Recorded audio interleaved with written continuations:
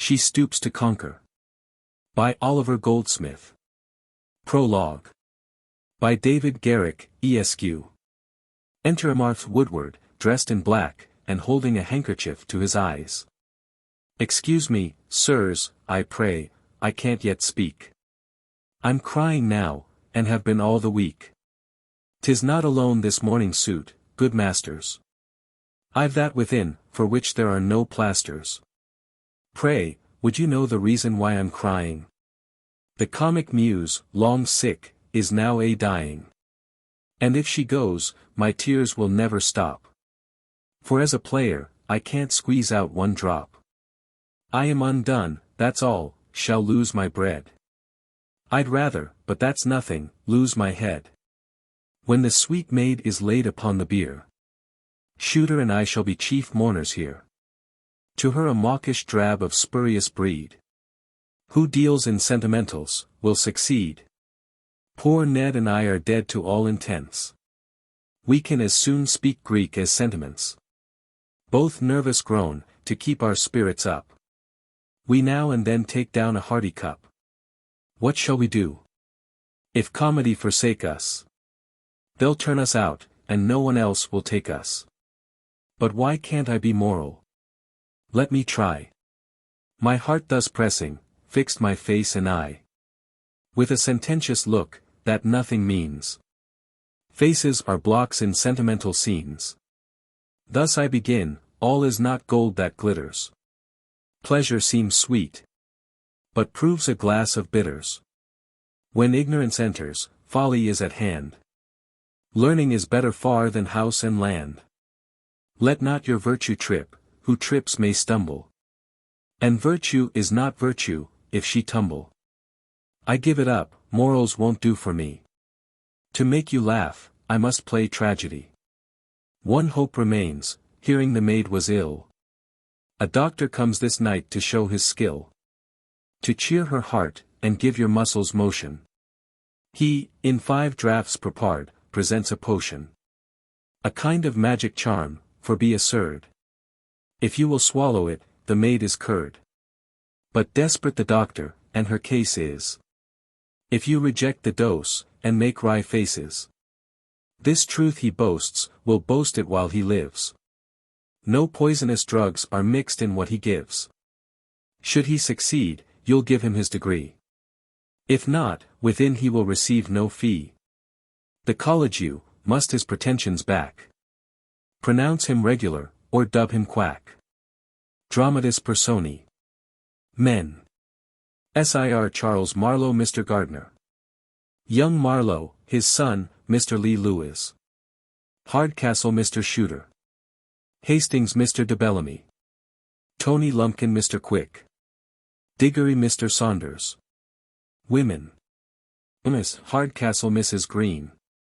Miss Hardcastle, Mrs. Bulkley. Miss Neville, Mrs. Niveton. Maid, Miss Williams. Landlord, servants, etc. etc. Act the first. Scene, a chamber in an old-fashioned house. Enter Miss Hardcastle and Hardcastle. Mrs. Hardcastle. I vow, Mr. Hardcastle, you're very particular. Is there a creature in the whole country but ourselves, that does not take a trip to town now and then, to rub off the rust a little? There's the 2 Miss Hoggs, and our neighbor Mrs. Grigsby, go to take a month's polishing every winter. Hardcastle. Aye, and bring back vanity and affectation to last them the whole year. I wonder why London cannot keep its own fools at home.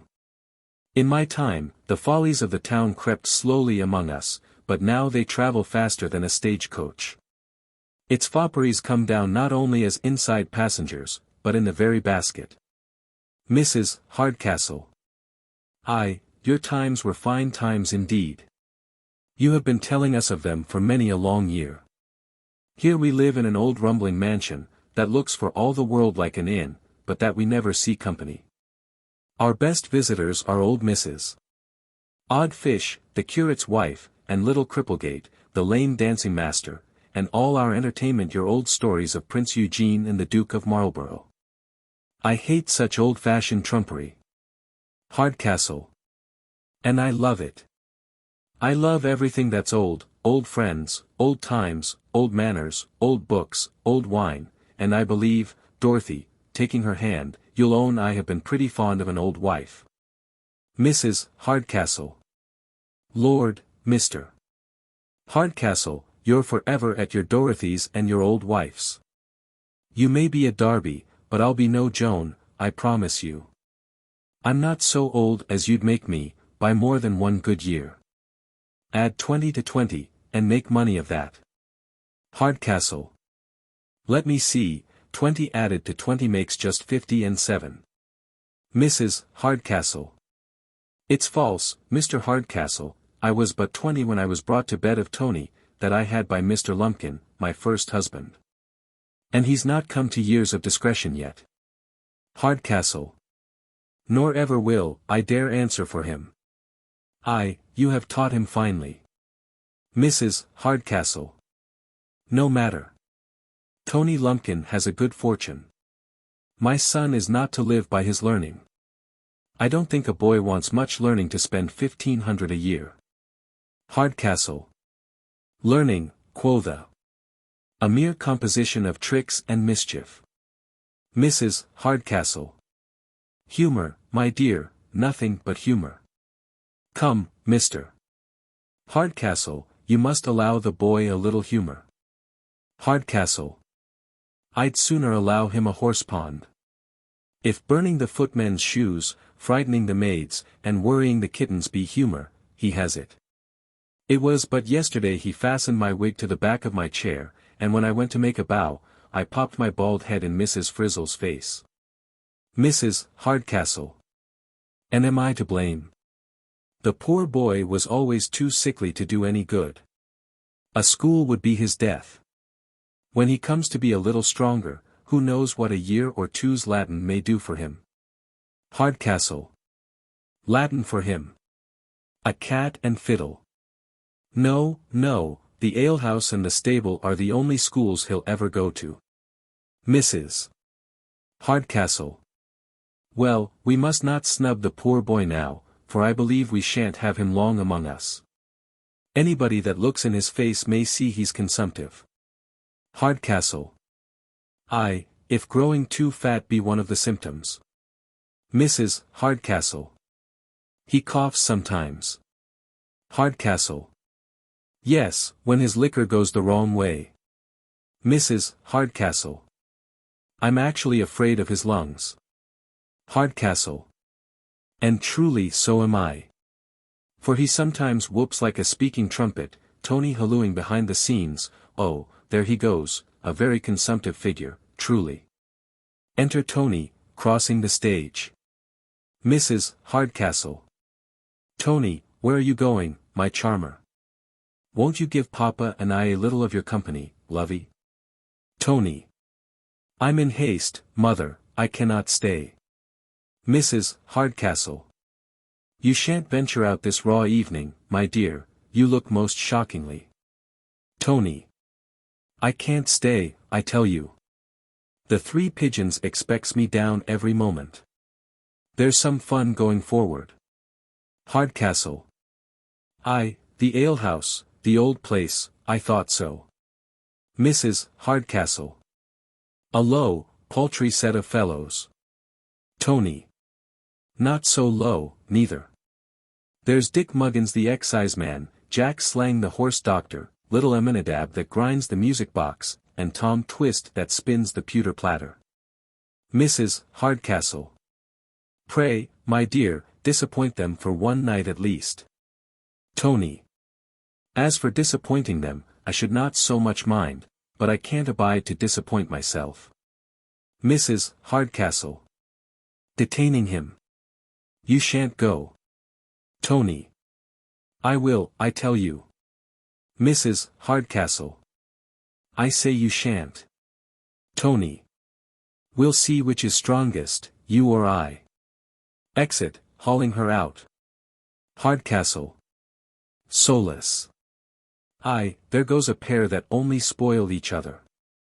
But is not the whole age in a combination to drive sense and discretion out of doors? There's my pretty darling Kate.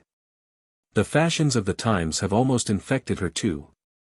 By living a year or two in town, she is as fond of gauze and French frippery as the best of them. Enter Miss Hardcastle. Hardcastle. Blessings on my pretty innocence. Drayest out as usual, my Kate. Goodness!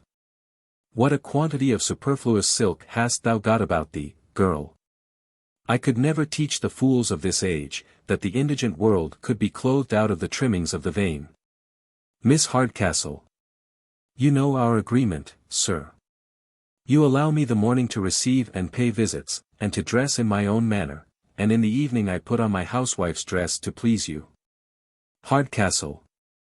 Well, remember, I insist on the terms of our agreement. And, by the by, I believe I shall have occasion to try your obedience this very evening. Miss Hardcastle. I protest, sir, I don't comprehend your meaning. Hardcastle. Then to be plain with you, Kate, I expect the young gentleman I have chosen to be your husband from town this very day. I have his father's letter, in which he informs me his son is set out, and that he intends to follow himself shortly after. Miss Hardcastle. Indeed. I wish I had known something of this before. Bless me, how shall I behave? It's 1,000 to 1 I shan't like him. Our meeting will be so formal, and so like a thing of business, that I shall find no room for friendship or esteem. Hardcastle.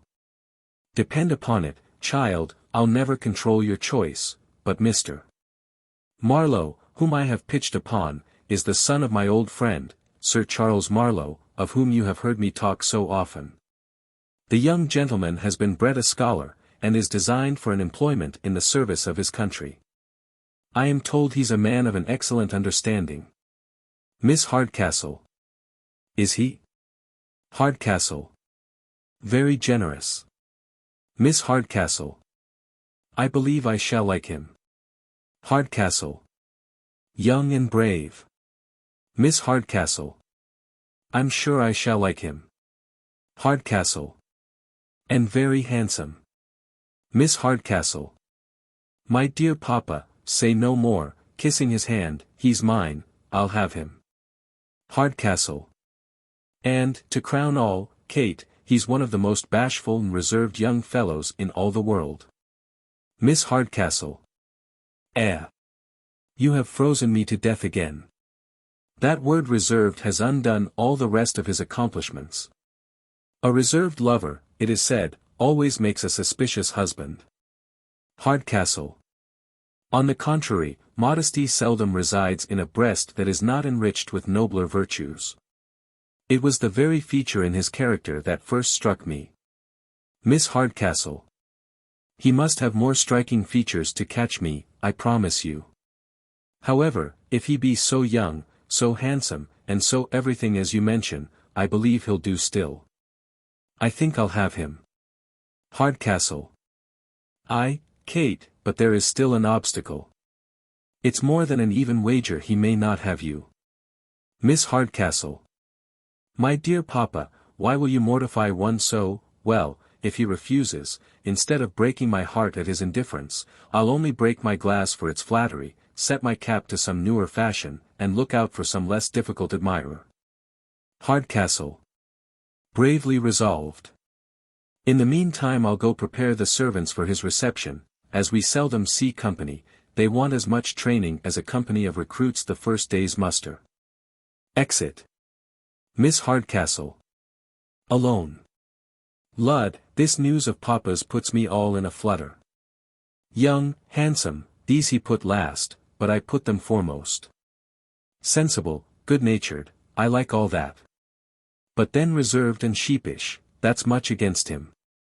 Yet can't he be cured of his timidity, by being taught to be proud of his wife? Yes, and can't I, but I vow I'm disposing of the husband before I have secured the lover. Enter Miss Neville. Miss Hardcastle. I'm glad you're come, Neville, my dear. Tell me, Constance, how do I look this evening? Is there anything whimsical about me? Is it one of my well-looking days, child? Am I in face today? Miss Neville. Perfectly, my dear. Yet now I look again, bless me. Sure no accident has happened among the canary birds or the gold fishes. Has your brother or the cat been meddling? Or has the last novel been too moving? Miss Hardcastle. No, nothing of all this. I have been threatened, I can scarce get it out, I have been threatened with a lover. Miss Neville. And his name? Miss Hardcastle. Is Marlow. Miss Neville. Indeed. Miss Hardcastle. The son of Sir Charles Marlow. Miss Neville. As I live, the most intimate friend of Mr. Hastings, my admirer. They are never asunder. I believe you must have seen him when we lived in town. Miss Hardcastle. Never. Miss Neville. He's a very singular character, I assure you. Among women of reputation and virtue he is the modestest man alive, but his acquaintance give him a very different character among creatures of another stamp, you understand me. Miss Hardcastle. An odd character indeed. I shall never be able to manage him. What shall I do? Pshaw, think no more of him, but trust to occurrences for success. But how goes on your own affair, my dear? Has my mother been courting you for my brother Tony as usual? Miss Neville. I have just come from one of our agreeable tete-a-tetes. She has been saying 100 tender things, and setting off her pretty monster as the very pink of perfection. Miss Hardcastle. And her partiality is such, that she actually thinks him so. A fortune like yours is no small temptation. Besides, as she has the sole management of it, I'm not surprised to see her unwilling to let it go out of the family. Miss Neville. A fortune like mine, which chiefly consists in jewels, is no such mighty temptation. But at any rate, if my dear Hastings be but constant, I make no doubt to be too hard for her at last. However, I let her suppose that I am in love with her son. And she never once dreams that my affections are fixed upon another. Miss Hardcastle. My good brother holds out stoutly. I could almost love him for hating you so. Miss Neville.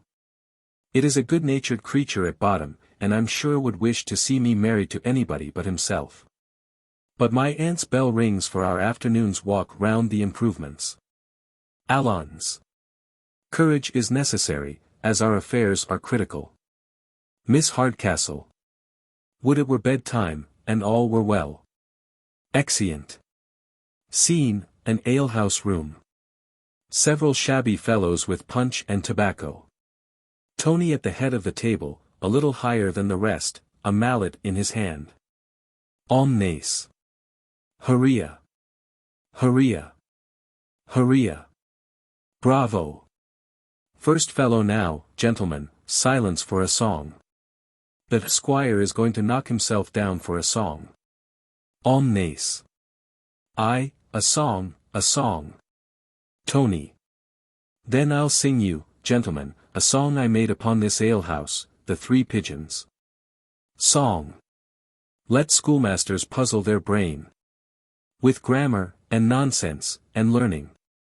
Good liquor, I stoutly maintain, gives genus a better discerning. Let them brag of their heathenish gods, their Lethes, their Styxes, and Stygians, their cas, and their quas, and their quats. They're all but a parcel of pigeons. Torodle, torodle, torole. When Methodist preachers come down, a preaching that drinking is sinful, I'll wager the rascals a crown. They always preach best with a skinful. But when you come down with your pence for a slice of their scurvy religion, I'll leave it to all men of sense. But you, my good friend, are the pigeon. Torodle, torodle, torole. Then come, put the jorum about, and let us be merry and clever. Our hearts and our liquors are stout. Here's the three jolly pigeons forever.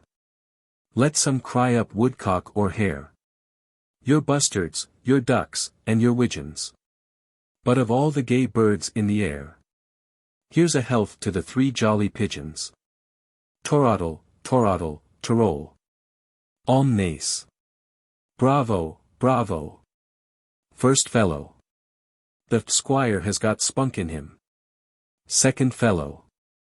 I loves to hear him sing, because he never gives us nothing that's low. Third fellow. Oh damn anything that's low, I cannot bear it. Fourth fellow. The genteel thing is the genteel thing any time, if so be that a gentleman be's in a concatenation accordingly. Third fellow. I likes the maxim of it, Master Muggins. What, though I am obligated to dance a bear, a man may be a gentleman for all that. May this be my poison, if my bear ever dances but to the very genteelest of tunes, Water Parted, or the Minuet in Ariadne. Second fellow. What a pity it is that the squire is not come to his own. It would be well for all the publicans within 10 miles round of him. Tony. Ecod, and so it would, Master Slang. I'd then show what it was to keep choice of company. Second fellow. Oh, he takes after his own father for that. To be sure old Squire Lumpkin was the finest gentleman I ever set my eyes on. For winding the straight horn, or beating a thicket for a hare, or a wench, he never had his fellow. It was a saying in the place, that he kept the best horses, dogs, and girls, in the whole county. Tony. Ecod, and when I'm of age, I'll be no bastard, I promise you. I have been thinking of Bet Bouncer and the miller's grey mare to begin with. But come, my boys, drink about and be merry, for you pay no reckoning. Well, Stingo, what's the matter? Enter landlord. Landlord. There be 2 gentlemen in a post-chaise at the door. They have lost their way up the forest. And they are talking something about Mr. Hardcastle. Tony. As sure as can be, one of them must be the gentleman that's coming down to court my sister. Do they seem to be Londoners? Landlord. I believe they may. They look wondally like Frenchmen. Tony. Then desire them to step this way, and I'll set them right in a twinkling. Exit landlord. Gentlemen, as they mayn't be good enough company for you, step down for a moment, and I'll be with you in the squeezing of a lemon. Exeunt mob. Tony. Solus. Father-in-law has been calling me whelp and hound this half-year. Now, if I pleased, I could be so revenged upon the old Grumbletonian. But then I'm afraid of what? I shall soon be worth 1,500 a year, and let him frighten me out of that if he can. Enter landlord, conducting Marlow and Hastings. Marlow. What a tedious uncomfortable day have we had of it. We were told it was but 40 miles across the country, and we have come above 60. Hastings. And all, Marlow, from that unaccountable reserve of yours, that would not let us inquire more frequently on the way. Marlow. I own, Hastings, I am unwilling to lay myself under an obligation to every one I meet, and often stand the chance of an unmannerly answer. Hastings. At present, however, we are not likely to receive any answer. Tony. No offense, gentlemen. But I'm told you have been inquiring for one Mr. Hardcastle in these parts. Do you know what part of the country you are in? Hastings. Not in the least, sir, but should thank you for information. Tony. Nor the way you came? Hastings. No, sir, but if you can inform us. Tony.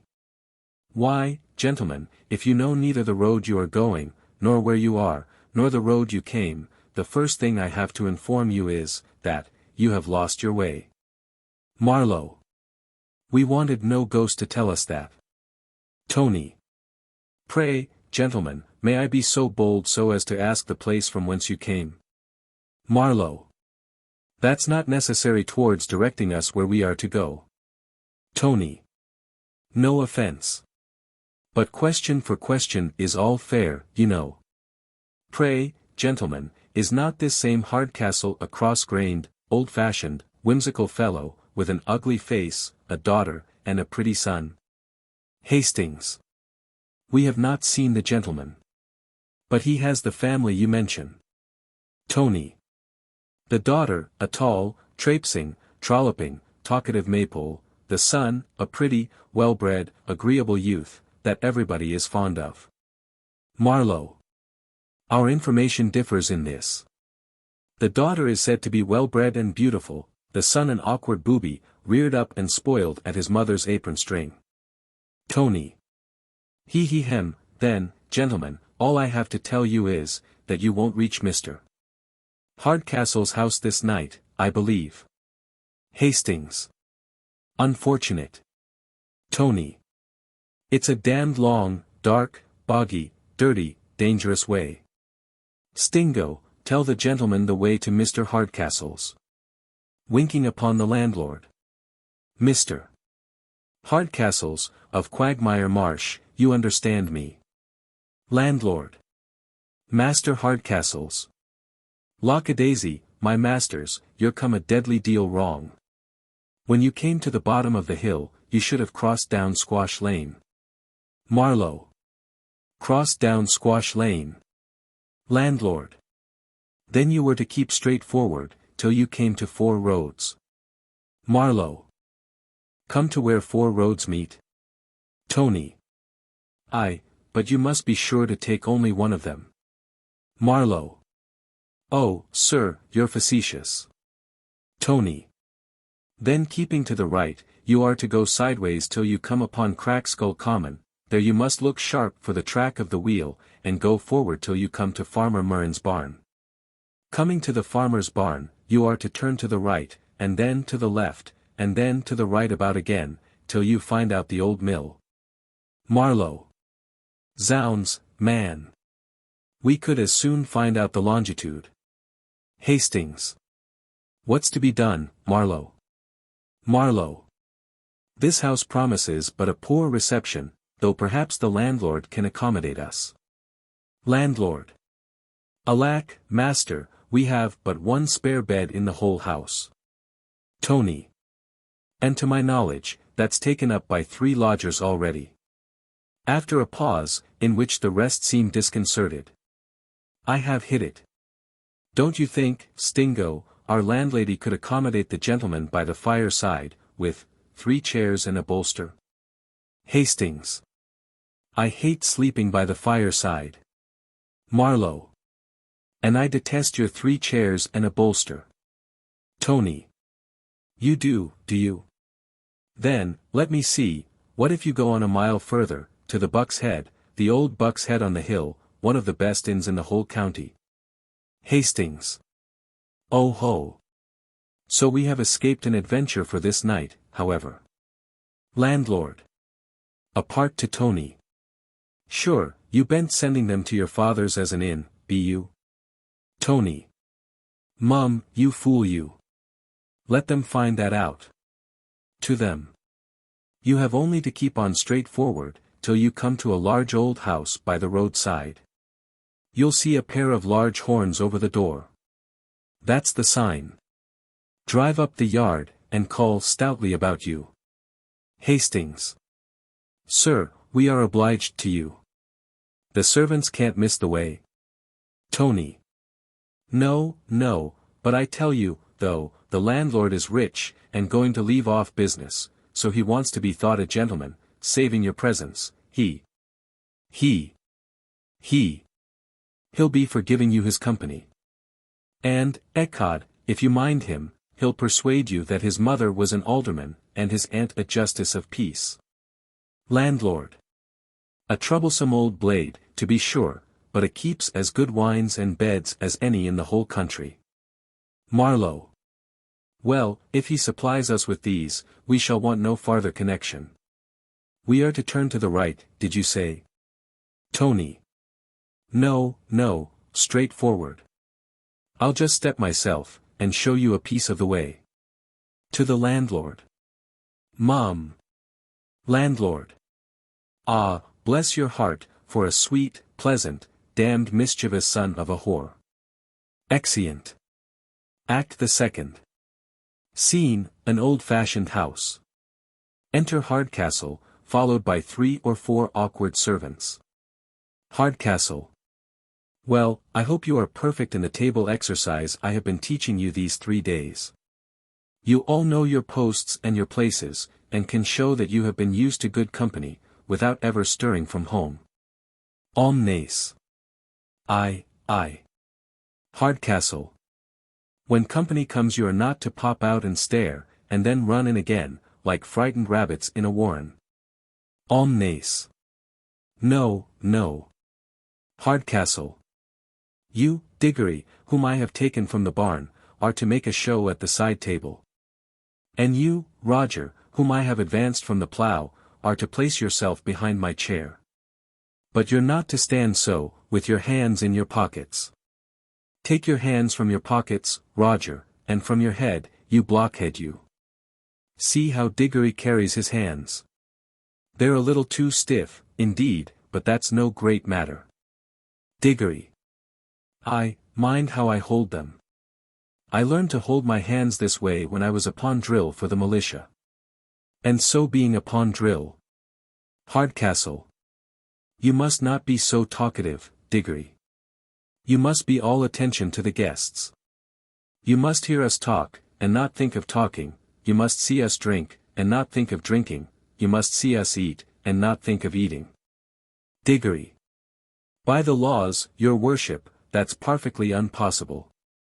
Whenever Diggory sees Yeting going forward, ecod, he's always wishing for a mouthful himself.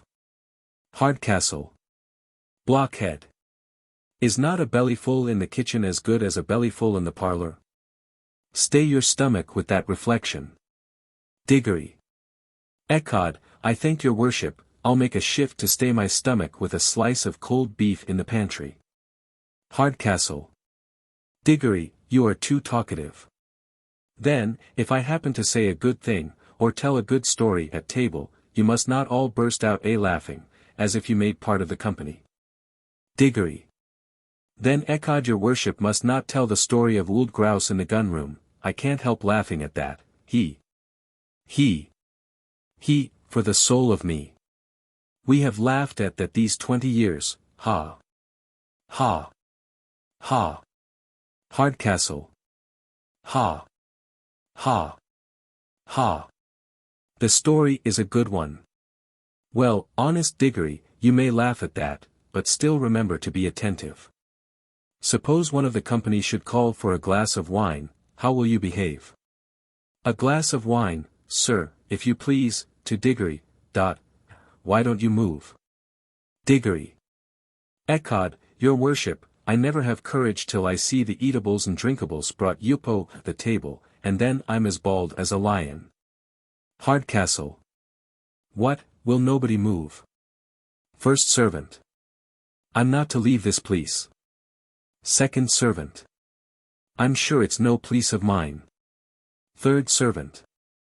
Nor mine, for sartain. Diggory. Wands, and I'm sure it canna be mine.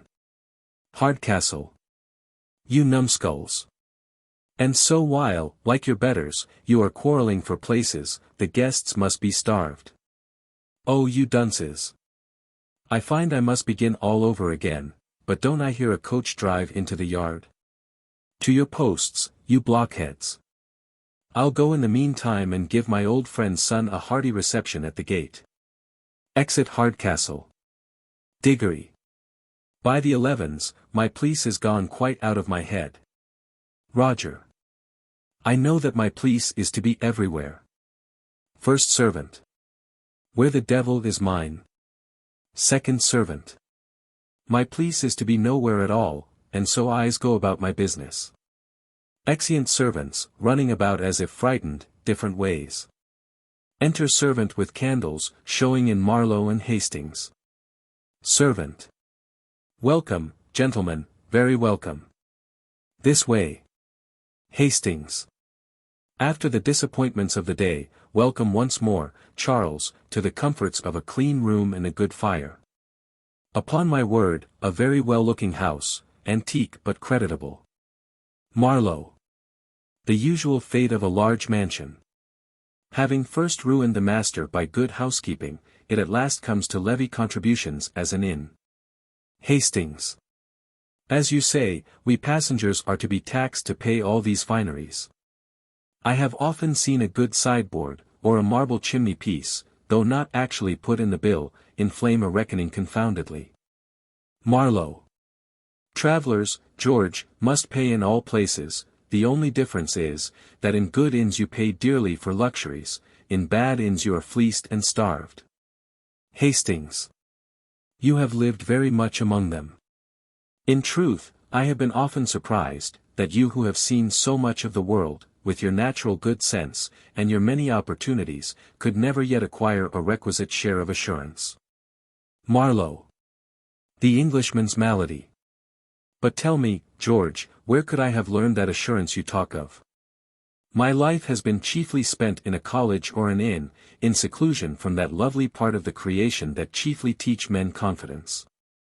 I don't know that I was ever familiarly acquainted with a single modest woman, except my mother, but among females of another class, you know.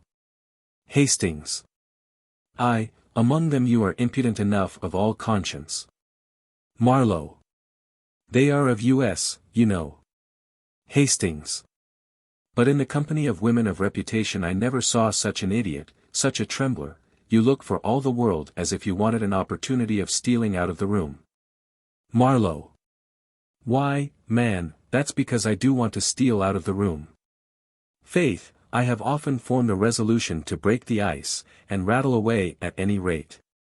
But I don't know how, a single glance from a pair of fine eyes has totally overset my resolution. An impudent fellow may counterfeit modesty, but I'll be hanged if a modest man can ever counterfeit impudence. Hastings. If you could but say half the fine things to them that I have heard you lavish upon the barmaid of an inn, or even a college bedmaker. Marlow. Why, George, I can't say fine things to them, they freeze, they petrify me. They may talk of a comet, or a burning mountain, or some such bagatelle, but, to me, a modest woman, dressed out in all her finery, is the most tremendous object of the whole creation. Hastings. Ha! Ha! Ha! At this rate, man, how can you ever expect to marry? Marlow. Never, unless, as among kings and princes, my bride were to be courted by proxy. If, indeed, like an Eastern bridegroom, one were to be introduced to a wife he never saw before, it might be endured. But to go through all the terrors of a formal courtship, together with the episode of aunts, grandmothers, and cousins, and at last to blurt out the broad staring question of, Madam, will you marry me? No, no, that's a strain much above me, I assure you. Hastings. I pity you. But how do you intend behaving to the lady you are come down to visit at the request of your father? Marlow. As I behave to all other ladies. Bow very low, answer yes or no to all her demands, but for the rest, I don't think I shall venture to look in her face till I see my father's again. Hastings.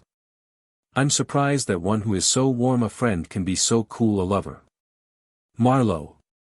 To be explicit, my dear Hastings, my chief inducement down was to be instrumental in forwarding your happiness, not my own.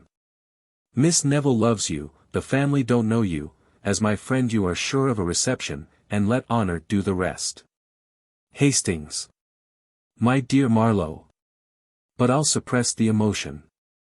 Were I a wretch, meanly seeking to carry off a fortune, you should be the last man in the world I would apply to for assistance. But Miss Neville's person is all I ask, and that is mine, both from her deceased father's consent, and her own inclination. Marlow. Happy man. You have talents and art to captivate any woman. I'm doomed to adore the sex, and yet to converse with the only part of it I despise.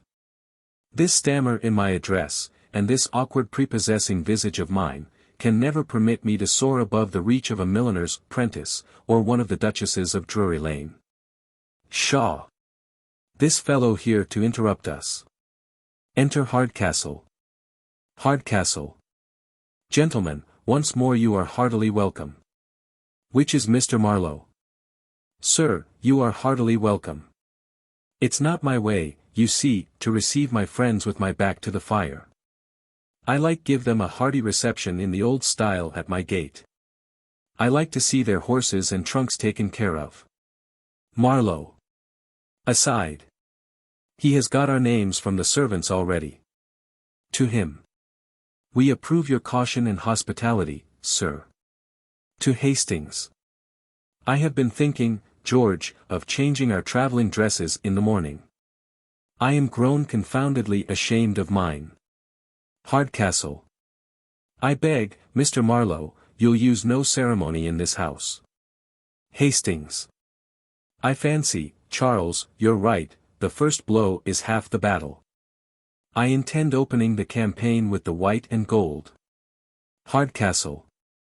Mr. Marlow, Mr. Hastings, gentlemen, pray be under no constraint in this house. This is Liberty Hall, gentlemen. You may do just as you please here. Marlow. Yet, George, if we open the campaign too fiercely at first, we may want ammunition before it is over. I think to reserve the embroidery to secure a retreat. Hardcastle. You're talking of a retreat, Mr. Marlow, puts me in mind of the Duke of Marlborough, when we went to besiege Denine. He first summoned the garrison. Marlow. Don't you think the ventre d'or waistcoat will do with the plain brown? Hardcastle. He first summoned the garrison, which might consist of about 5,000 men. Hastings. I think not, brown and yellow mix but very poorly. Hardcastle. I say, gentlemen, as I was telling you, be summoned the garrison, which might consist of about 5,000 men. Marlow. The girls like finery. Hardcastle. Which might consist of about 5,000 men, well appointed with stores, ammunition, and other implements of war. Now, says the Duke of Marlborough to George Brooks, that stood next to him, you must have heard of George Brooks, I'll pawn my dukedom, says he, but I take that garrison without spilling a drop of blood. So.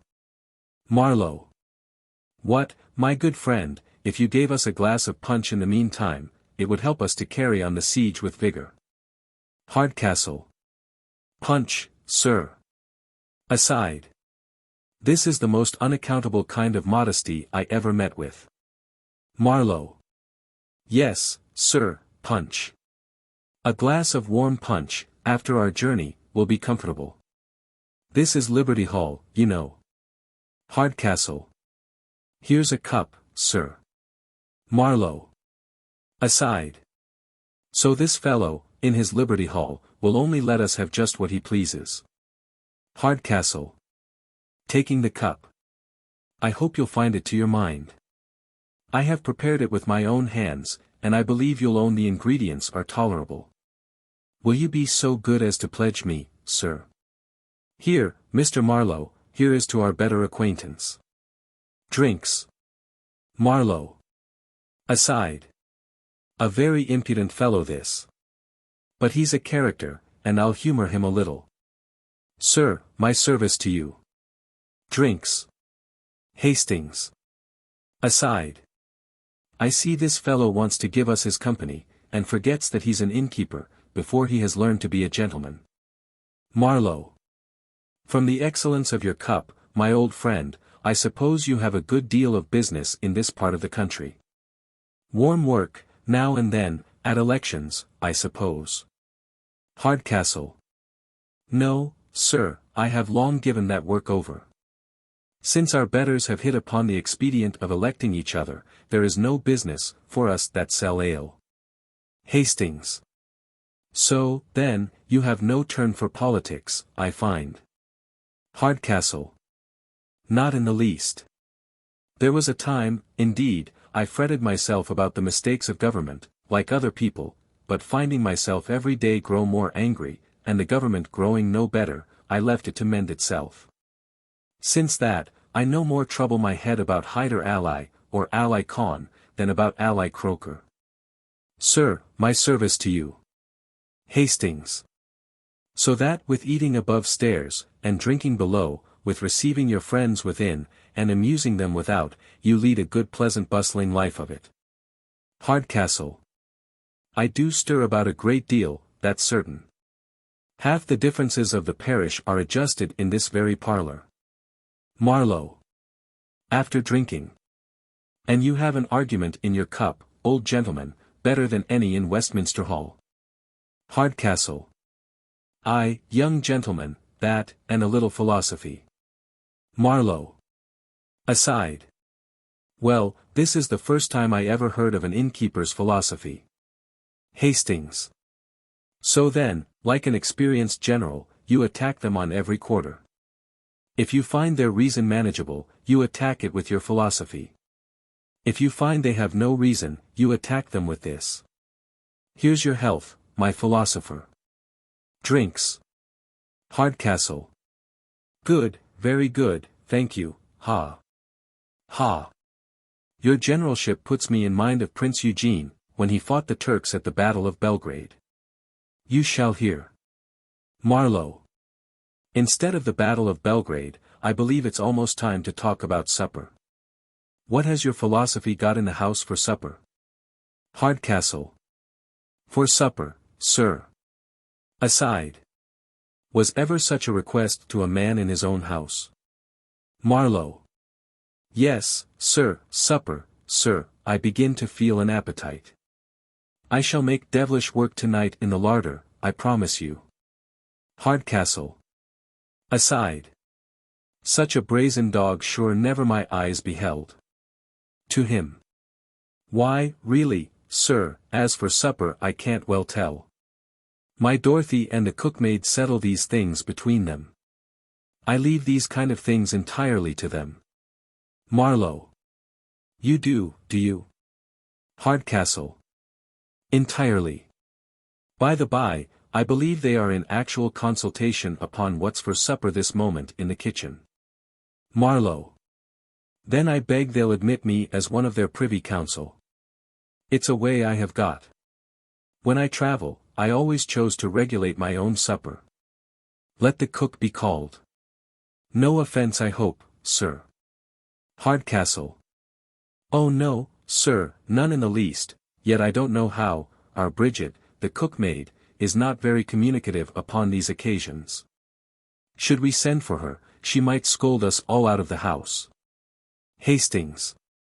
Let's see your list of the larder then. I ask it as a favour. I always match my appetite to my bill of fare. Marlow. To Hardcastle, who looks at them with surprise.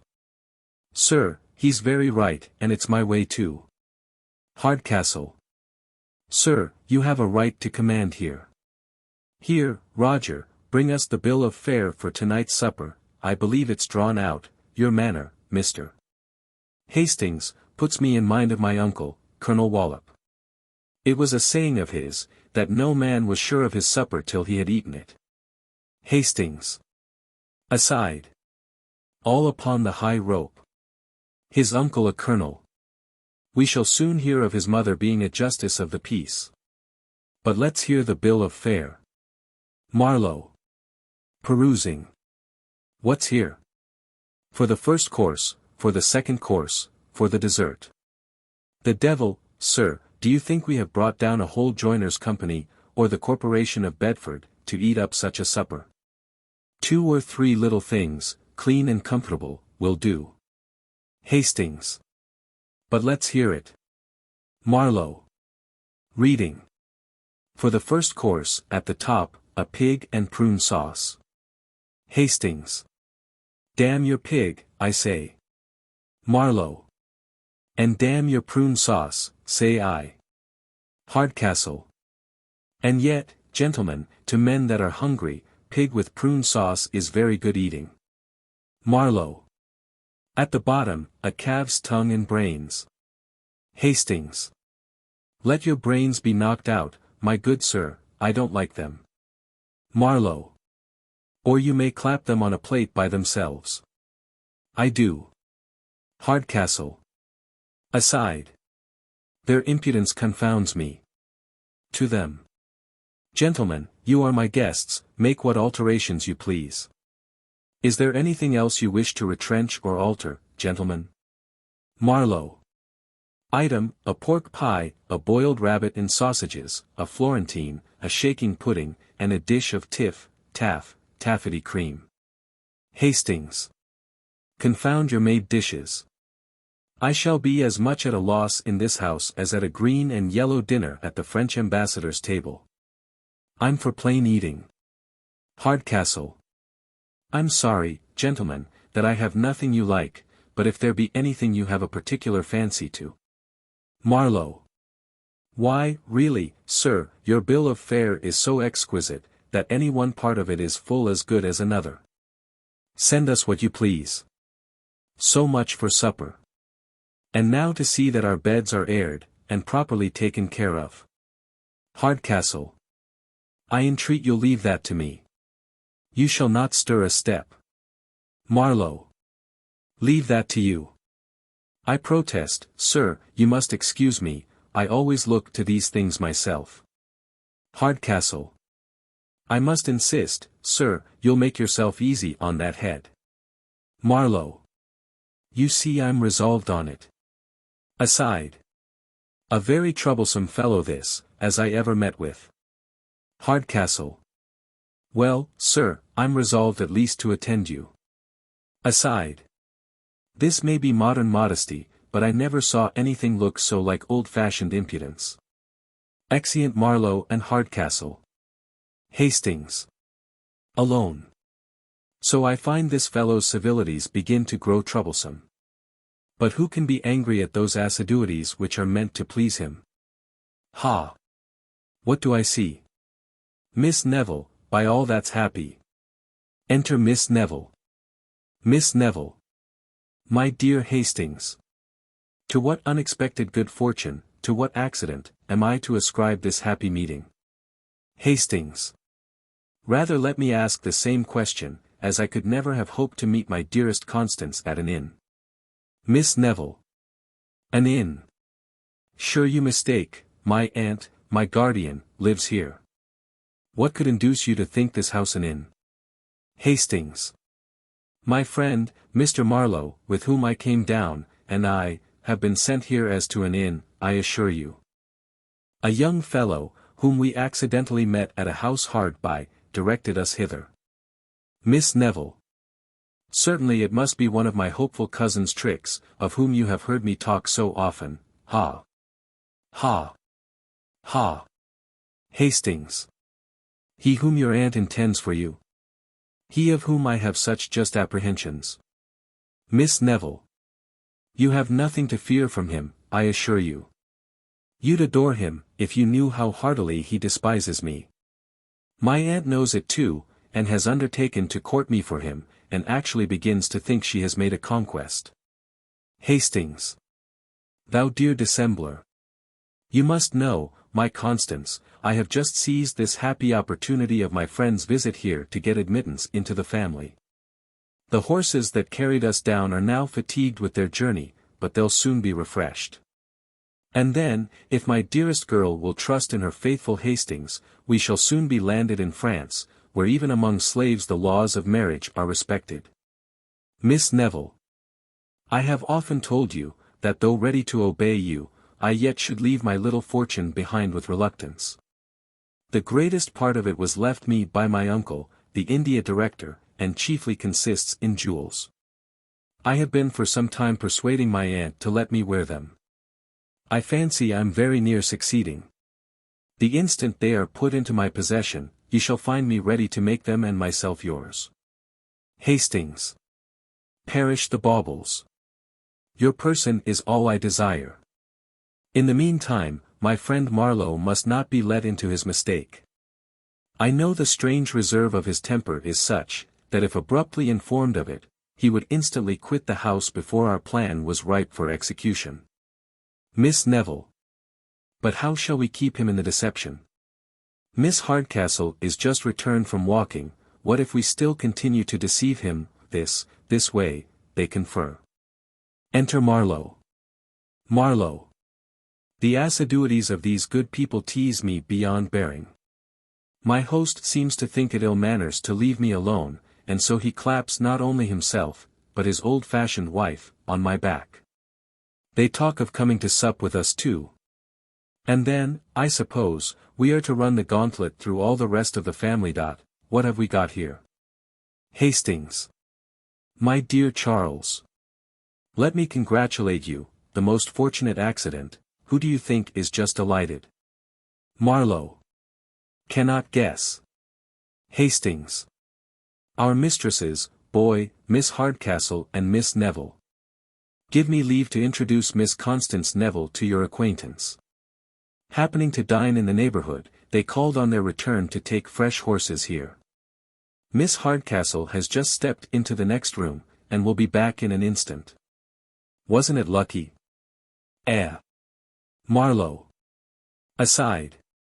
I have been mortified enough of all conscience, and here comes something to complete my embarrassment. Hastings.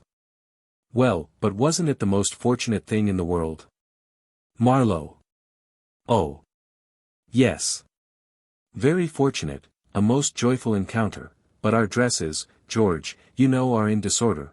What if we should postpone the happiness till tomorrow? Tomorrow at her own house, it will be every bit as convenient, and rather more respectful. Tomorrow let it be. Offering to go. Miss Neville. By no means, sir. Your ceremony will displease her. The disorder of your dress will show the ardor of your impatience. Besides, she knows you are in the house, and will permit you to see her. Marlow. Oh. The devil. How shall I support it? Ham. Hastings, you must not go. You are to assist me, you know. I shall be confoundedly ridiculous. Yet, hang it. I'll take courage. Hastings. Pshaw, man. It's but the first plunge, and all's over. She's but a woman, you know. Marlow. And, of all women, she that I dread most to encounter. Enter Miss Hardcastle, as returned from walking, a bonnet, etc. Hastings. Introducing them. Miss Hardcastle, Mr. Marlow. I'm proud of bringing two persons of such merit together, that only want to know, to esteem each other. Miss Hardcastle. Aside. Now for meeting my modest gentleman with a demure face, and quite in his own manner. After a pause, in which he appears very uneasy and disconcerted. I'm glad of your safe arrival, sir. I'm told you had some accidents by the way. Marlow. Only a few, madam. Yes, we had some. Yes, madam, a good many accidents, but should be sorry, madam, or rather glad of any accidents, that are so agreeably concluded. Hastings. To him. You never spoke better in your whole life. Keep it up, and I'll ensure you the victory. Miss Hardcastle. I'm afraid you flatter, sir. You that have seen so much of the finest company, can find little entertainment in an obscure corner of the country. Marlow. Gathering courage. I have lived, indeed, in the world, madam. But I have kept very little company. I have been but an observer upon life, madam, while others were enjoying it. Miss Neville. But that, I am told, is the way to enjoy it at last. Hastings. To him. Cicero never spoke better. Once more, and you are confirmed in assurance forever. Marlow. To him. Stand by me, then, and when I'm down, throw in a word or two, to set me up again.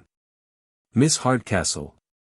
An observer, like you, upon life were, I fear, disagreeably employed, since you must have had much more to censure than to approve. Marlow. Pardon me, madam. I was always willing to be amused. The folly of most people is rather an object of mirth than uneasiness. Hastings. To him. Bravo, bravo. Never spoke so well in your whole life. Well, Miss Hardcastle, I see that you and Mr. Marlow are going to be very good company. I believe our being here will but embarrass the interview. Marlow. Not in the least, Mr. Hastings. We like your company of all things. To him. Zounds. George, sure you won't go? How can you leave us? Hastings. Our presence will but spoil conversation, so we'll retire to the next room. To him. You don't consider, man, that we are to manage a little tete-a-tete of our own. Exeunt. Miss Hardcastle. After a pause. But you have not been wholly an observer, I presume, sir. The ladies, I should hope, have employed some part of your addresses. Marlow. Relapsing into timidity. Pardon me, madam, I, as yet have studied, only, to, deserve them. Miss Hardcastle. And that, some say, is the very worst way to obtain them. Marlow.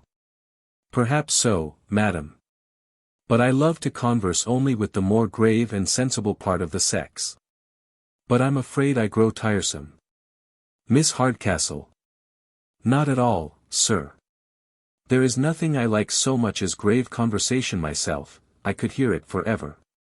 Indeed, I have often been surprised how a man of sentiment could ever admire those light airy pleasures, where nothing reaches the heart. Marlow. It's a disease of the mind, madam. In the variety of tastes there must be some who, wanting a relish, for, Miss Hardcastle. I understand you, sir. There must be some, who, wanting a relish for refined pleasures, pretend to despise what they are incapable of tasting. Marlow. My meaning, madam, but infinitely better expressed.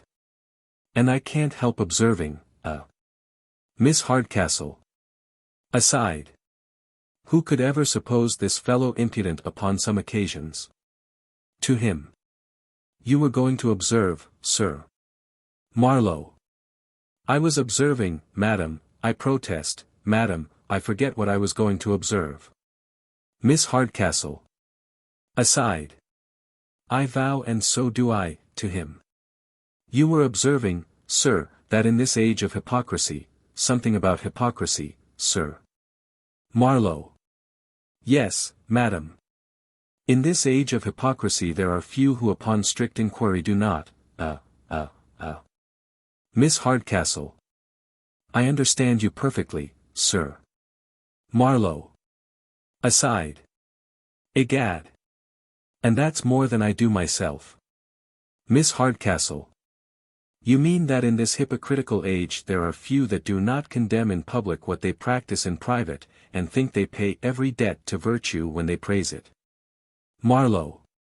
True, madam, those who have most virtue in their mouths, have least of it in their bosoms. But I'm sure I tire you, madam.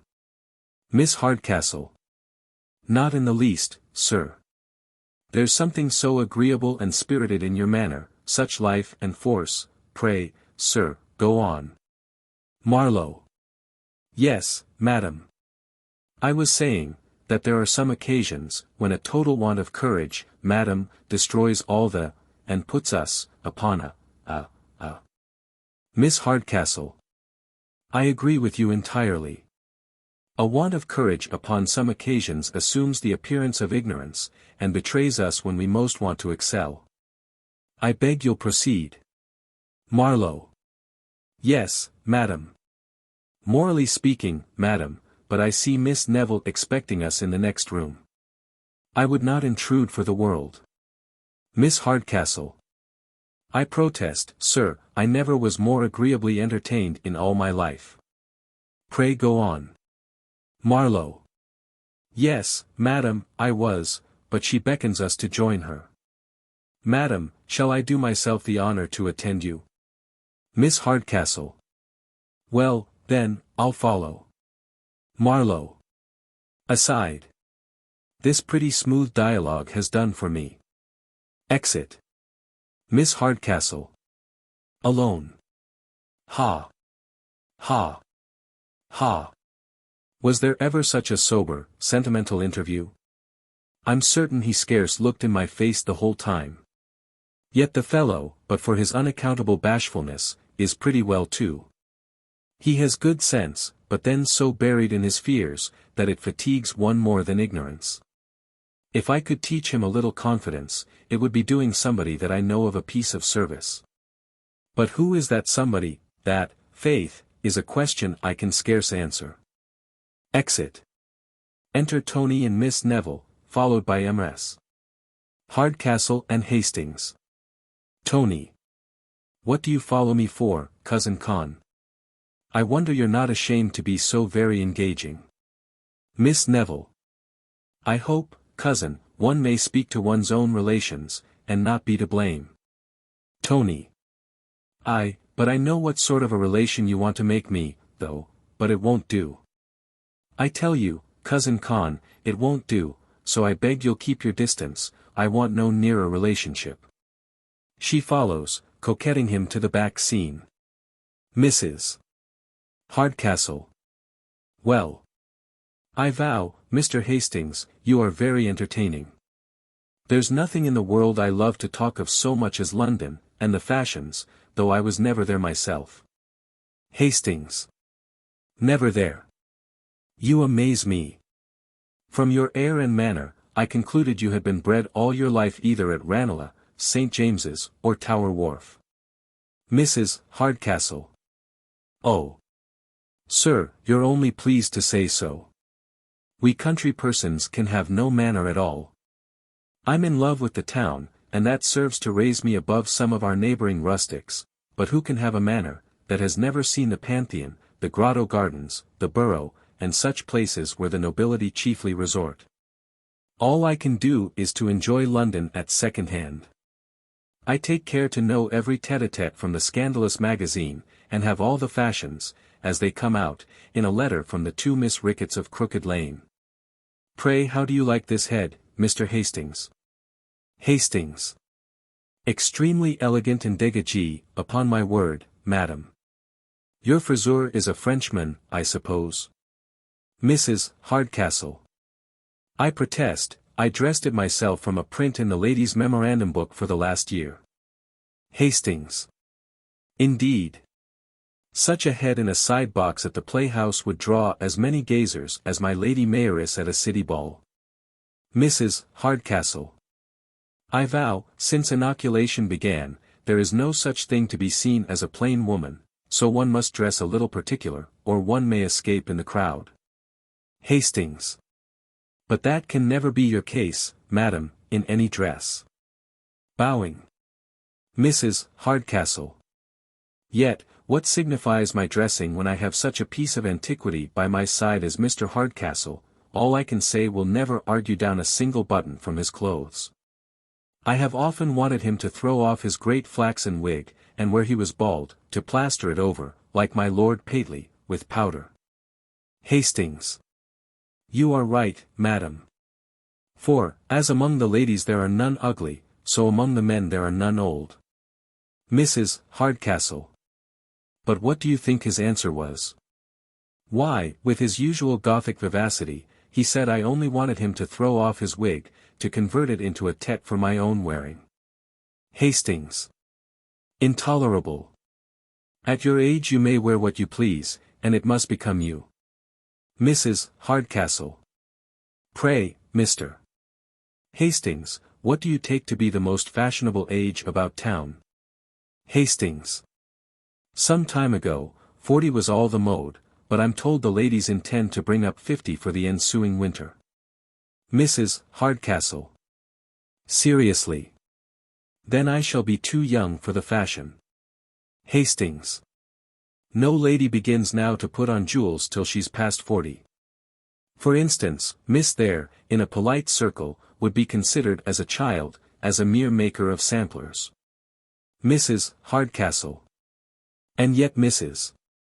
Niece thinks herself as much a woman, and is as fond of jewels, as the oldest of us all. Hastings. Your niece, is she? And that young gentleman, a brother of yours, I should presume? Mrs. Hardcastle. My son, sir. They are contracted to each other. Observe their little sports. They fall in and out 10 times a day, as if they were man and wife already. To them. Well, Tony, child, what soft things are you saying to your cousin Constance this evening? Tony. I have been saying no soft things. But that it's very hard to be followed about so. Echad. I've not a place in the house now that's left to myself, but the stable. Mrs. Hardcastle. Never mind him, Con, my dear. He's in another story behind your back. Miss Neville. There's something generous in my cousin's manner. He falls out before faces to be forgiven in private. Tony. That's a damned confounded crack. Mrs. Hardcastle. Ah. He's a sly one. Don't you think they are like each other about the mouth, Mr. Hastings? The Blenkinsop mouth to A.T. They're of a size too.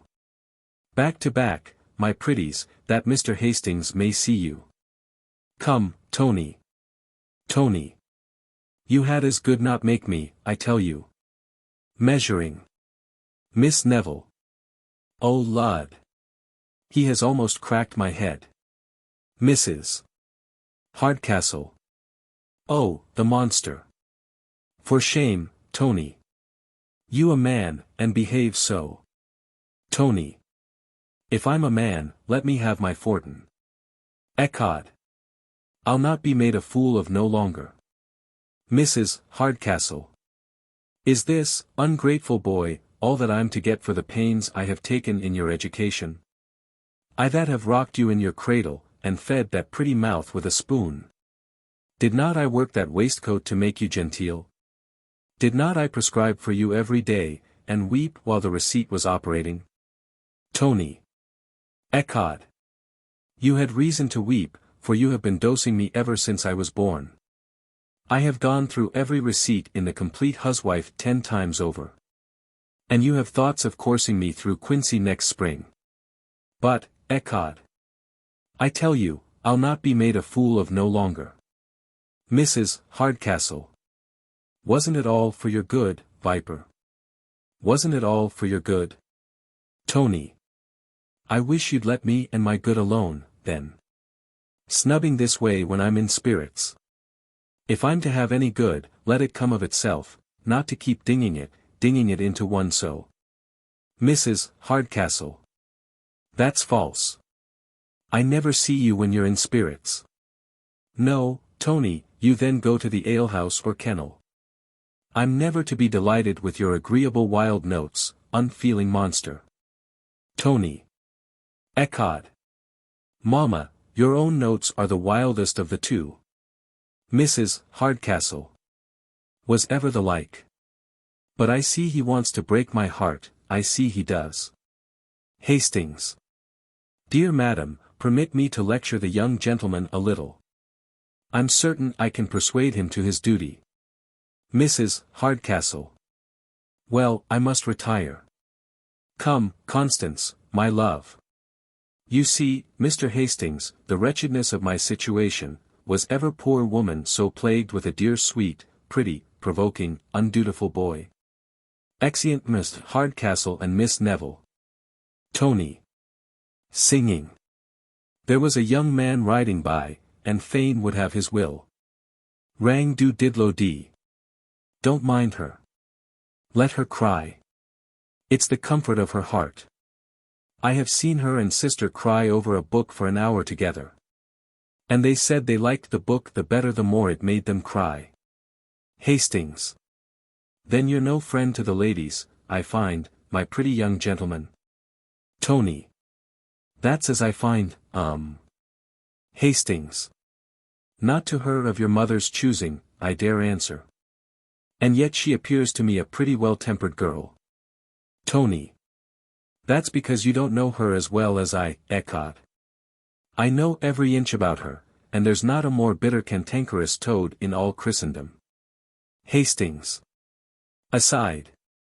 Pretty encouragement this for a lover. Tony. I have seen her since the height of that. She has as many tricks as a hare in a thicket, or a colt the first day's breaking. Hastings. To me she appears sensible and silent. Tony. I, before company. But when she's with her playmate, she's as loud as a hog in a gate. Hastings. But there is a meek modesty about her that charms me. Tony. Yes, but curb her never so little, she kicks up, and you're flung in a ditch. Hastings. Well, but you must allow her a little beauty. Yes, you must allow her some beauty. Tony. Bandbox. She's all a made-up thing, mun. Ah.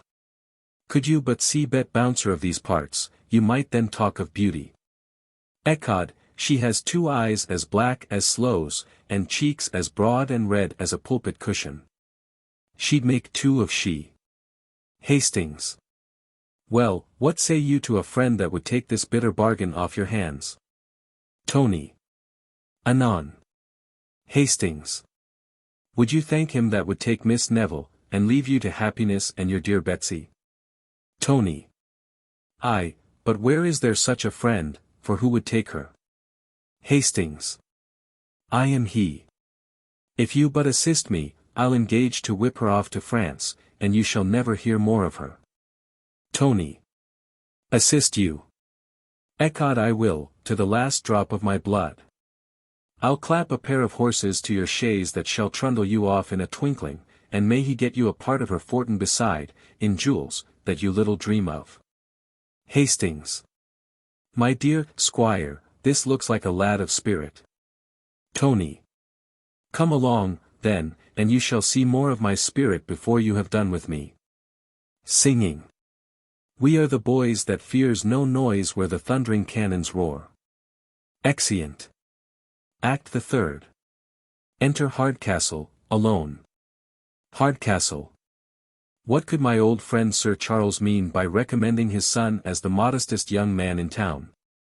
To me he appears the most impudent piece of brass that ever spoke with a tongue. He has taken possession of the easy chair by the fireside already. He took off his boots in the parlour, and desired me to see them taken care of. I'm desirous to know how his impudence affects my daughter. She will certainly be shocked at it. Enter Miss Hardcastle, plainly dressed. Hardcastle. Well, my Kate, I see you have changed your dress, as I bade you, and yet, I believe, there was no great occasion. Miss Hardcastle. I find such a pleasure, sir, in obeying your commands, that I take care to observe them without ever debating their propriety. Hardcastle. And yet, Kate, I sometimes give you some cause, particularly when I recommended my modest gentleman to you as a lover today. Miss Hardcastle. You taught me to expect something extraordinary, and I find the original exceeds the description. Hardcastle. I was never so surprised in my life. He has quite confounded all my faculties. Miss Hardcastle. I never saw anything like it, and a man of the world too. Hardcastle. Aye, he learned it all abroad. What a fool was I, to think a young man could learn modesty by travelling. He might as soon learn wit at a masquerade. Miss Hardcastle. It seems all natural to him. Hardcastle. A good deal assisted by bad company and a French dancing master. Miss Hardcastle. Sure you mistake, Papa. A French dancing master could never have taught him that timid look, that awkward address, that bashful manner. Hardcastle. Whose look? Whose manner, child? Miss Hardcastle. Mr. Marlow's, his mauvaise honte, his timidity, struck me at the first sight. Hardcastle. Then your first sight deceived you. For I think him one of the most brazen first sights that ever astonished my senses. Miss Hardcastle. Sure, sir, you rally. I never saw anyone so modest. Hardcastle. And can you be serious? I never saw such a bouncing, swaggering puppy since I was born. Bully Dawson was but a fool to him. Miss Hardcastle. Surprising. He met me with a respectful bow, a stammering voice, and a look fixed on the ground. Hardcastle. He met me with a loud voice, a lordly air, and a familiarity that made my blood freeze again. Miss Hardcastle. He treated me with diffidence and respect, censured the manners of the age, admired the prudence of girls that never laughed, tired me with apologies for being tiresome. Then left the room with a bow, and, madam, I would not for the world detain you. Hardcastle. He spoke to me as if he knew me all his life before, asked 20 questions, and never waited for an answer. Interrupted my best remarks with some silly pun, and when I was in my best story of the Duke of Marlborough and Prince Eugene, he asked if I had not a good hand at making punch. Yes, Kate, he asked your father if he was a maker of punch. Miss Hardcastle. One of us must certainly be mistaken. Hardcastle. If he be what he has shown himself, I'm determined he shall never have my consent. Miss Hardcastle. And if he be the sullen thing I take him, he shall never have mine. Hardcastle. In one thing then we are agreed, to reject him. Miss Hardcastle. Yes, but upon conditions. For if you should find him less impudent, and I more presuming, if you find him more respectful, and I more importunate, I don't know, the fellow is well enough for a man, certainly, we don't meet many such at a horse race in the country. Hardcastle. If we should find him so, but that's impossible. The first appearance has done my business. I'm seldom deceived in that. Miss Hardcastle. And yet there may be many good qualities under that first appearance. Hardcastle. Aye, when a girl finds a fellow's outside to her taste, she then sets about guessing the rest of his furniture. With her, a smooth face stands for good sense, and a genteel figure for every virtue. Miss Hardcastle. I hope, sir, a conversation begun with a compliment to my good sense, won't end with a sneer at my understanding. Hardcastle. Pardon me, Kate. But if young Mr. Brazen can find the art of reconciling contradictions, he may please us both, perhaps. Miss Hardcastle. And as one of us must be mistaken, what if we go to make further discoveries? Hardcastle. Agreed. But depend on't I'm in the right. Miss Hardcastle. And depend on't I'm not much in the wrong. Exeunt. Enter Tony, running in with a casket. Tony. Ecod. I have got them. Here they are. My cousin Con's necklaces, bobs and all. My mother shan't cheat the poor souls out of their fortin neither. Oh. My genus, is that you? Enter Hastings. Hastings. My dear friend, how have you managed with your mother? I hope you have amused her with pretending love for your cousin, and that you are willing to be reconciled at last. Our horses will be refreshed in a short time, and we shall soon be ready to set off. Tony. And here's something to bear your charges by the way, giving the casket, your sweetheart's jewels. Keep them, and hang those, I say, that would rob you of one of them. Hastings. But how have you procured them from your mother? Tony. Ask me no questions, and I'll tell you no fibs. I procured them by the rule of thumb. If I had not a key to every drawer in mother's bureau, how could I go to the alehouse so often as I do? An honest man may rob himself of his own at any time. Hastings. Thousands do it every day. But to be plain with you, Miss Neville is endeavoring to procure them from her aunt this very instant. If she succeeds, it will be the most delicate way at least of obtaining them. Tony. Well, keep them, till you know how it will be. But I know how it will be well enough. She'd as soon part with the only sound tooth in her head. Hastings. But I dread the effects of her resentment, when she finds she has lost them. Tony. Never you mind her resentment, leave me to manage that. I don't value her resentment the bounce of a cracker. Zounds. Here they are. Morris. Prance. Exit Hastings. Enter Miss Hardcastle and Miss Neville. Mrs. Hardcastle. Indeed, Constance, you amaze me. Such a girl as you want jewels. It will be time enough for jewels, my dear, 20 years hence, when your beauty begins to want repairs. Miss Neville. But what will repair beauty at 40, will certainly improve it at 20, madam. Mrs. Hardcastle. Yours, my dear, can admit of none. That natural blush is beyond 1,000 ornaments. Besides, child, jewels are quite out at present. Don't you see half the ladies of our acquaintance, my Lady Kildaylight, and Mrs. Crump, and the rest of them, carry their jewels to town, and bring nothing but paste and marcasites back. Miss Neville. But who knows, madam, but somebody that shall be nameless would like me best with all my little finery about me. Mrs. Hardcastle. Consult your glass, my dear, and then see if, with such a pair of eyes, you want any better sparklers. What do you think, Tony, my dear? Does your cousin Con want any jewels in your eyes to set off her beauty? Tony. That's as thereafter may be. Miss Neville. My dear aunt, if you knew how it would oblige me. Mrs. Hardcastle. A parcel of old-fashioned rose and table-cut things. They would make you look like the court of King Solomon at a puppet show. Besides, I believe, I can't readily come at them. They may be missing, for aught I know to the contrary. Tony. Apart to Miss Hardcastle.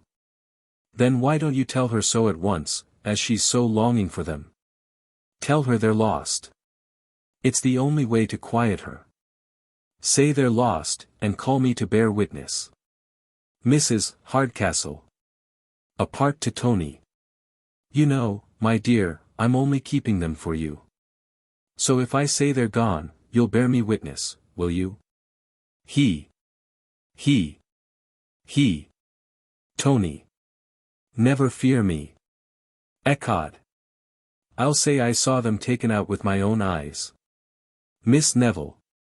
I desire them but for a day, madam. Just to be permitted to show them as relics, and then they may be locked up again. Mrs. Hardcastle. To be plain with you, my dear Constance, if I could find them you should have them. They're missing, I assure you. Lost, for aught I know, but we must have patience wherever they are. Miss Neville. I'll not believe it.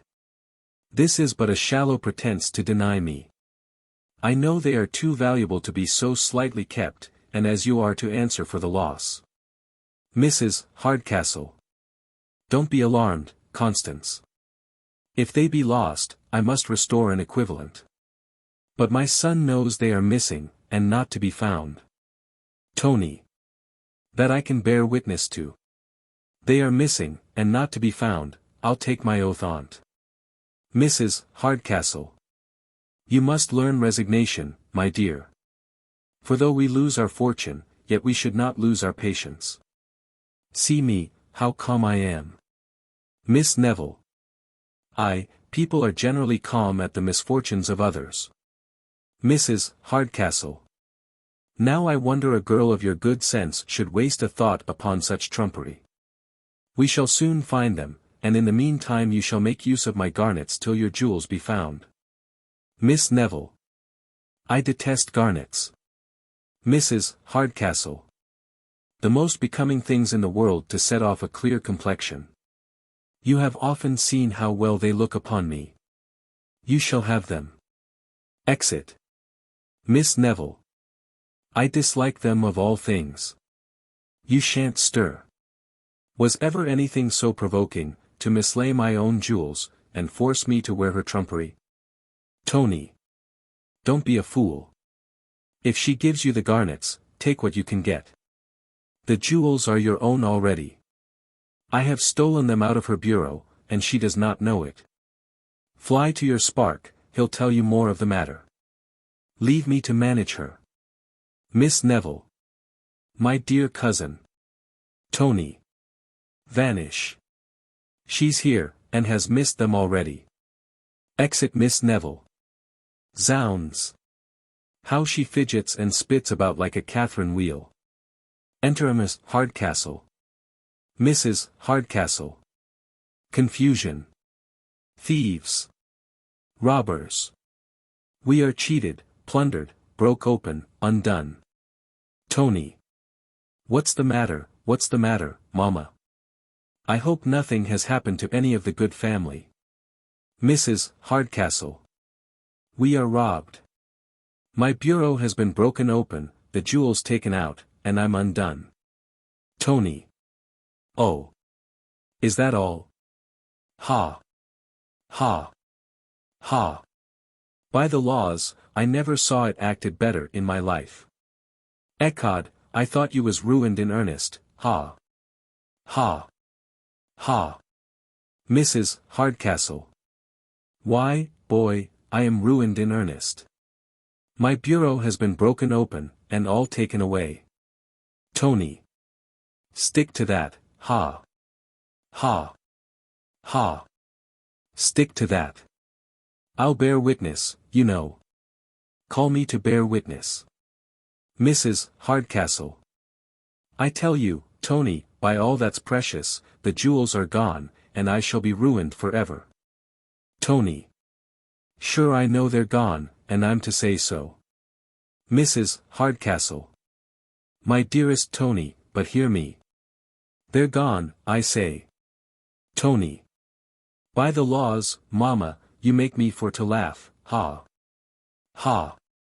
I know who took them well enough, ha. Ha. Ha. Mrs. Hardcastle. Was there ever such a blockhead, that can't tell the difference between jest and earnest? I tell you I'm not in jest, booby. Tony. That's right, you must be in a bitter passion, and then nobody will suspect either of us. I'll bear witness that they are gone. Mrs. Hardcastle. Was there ever such a cross-grained brute, that won't hear me? Can you bear witness that you're no better than a fool? Was ever poor woman so beset with fools on one hand, and thieves on the other? Tony. I can bear witness to that. Mrs. Hardcastle. Bear witness again, you blockhead you, and I'll turn you out of the room directly. My poor niece, what will become of her? Do you laugh, you unfeeling brute, as if you enjoyed my distress? Tony. I can bear witness to that. Mrs. Hardcastle. Do you insult me, monster? I'll teach you to vex your mother, I will. Tony. I can bear witness to that. He runs off, she follows him. Enter Miss Hardcastle and maid. Miss Hardcastle. What an unaccountable creature is that brother of mine, to send them to the house as an inn. Ha. Ha. I don't wonder at his impudence. Maid. But what is more, madam, the young gentleman, as you passed by in your present dress, asked me if you were the barmaid. He mistook you for the barmaid, madam. Miss Hardcastle. Did he? Then as I live, I'm resolved to keep up the delusion. Tell me, Pimple, how do you like my present dress? Don't you think I look something like Cherry in the Beaux' Stratagem? Maid.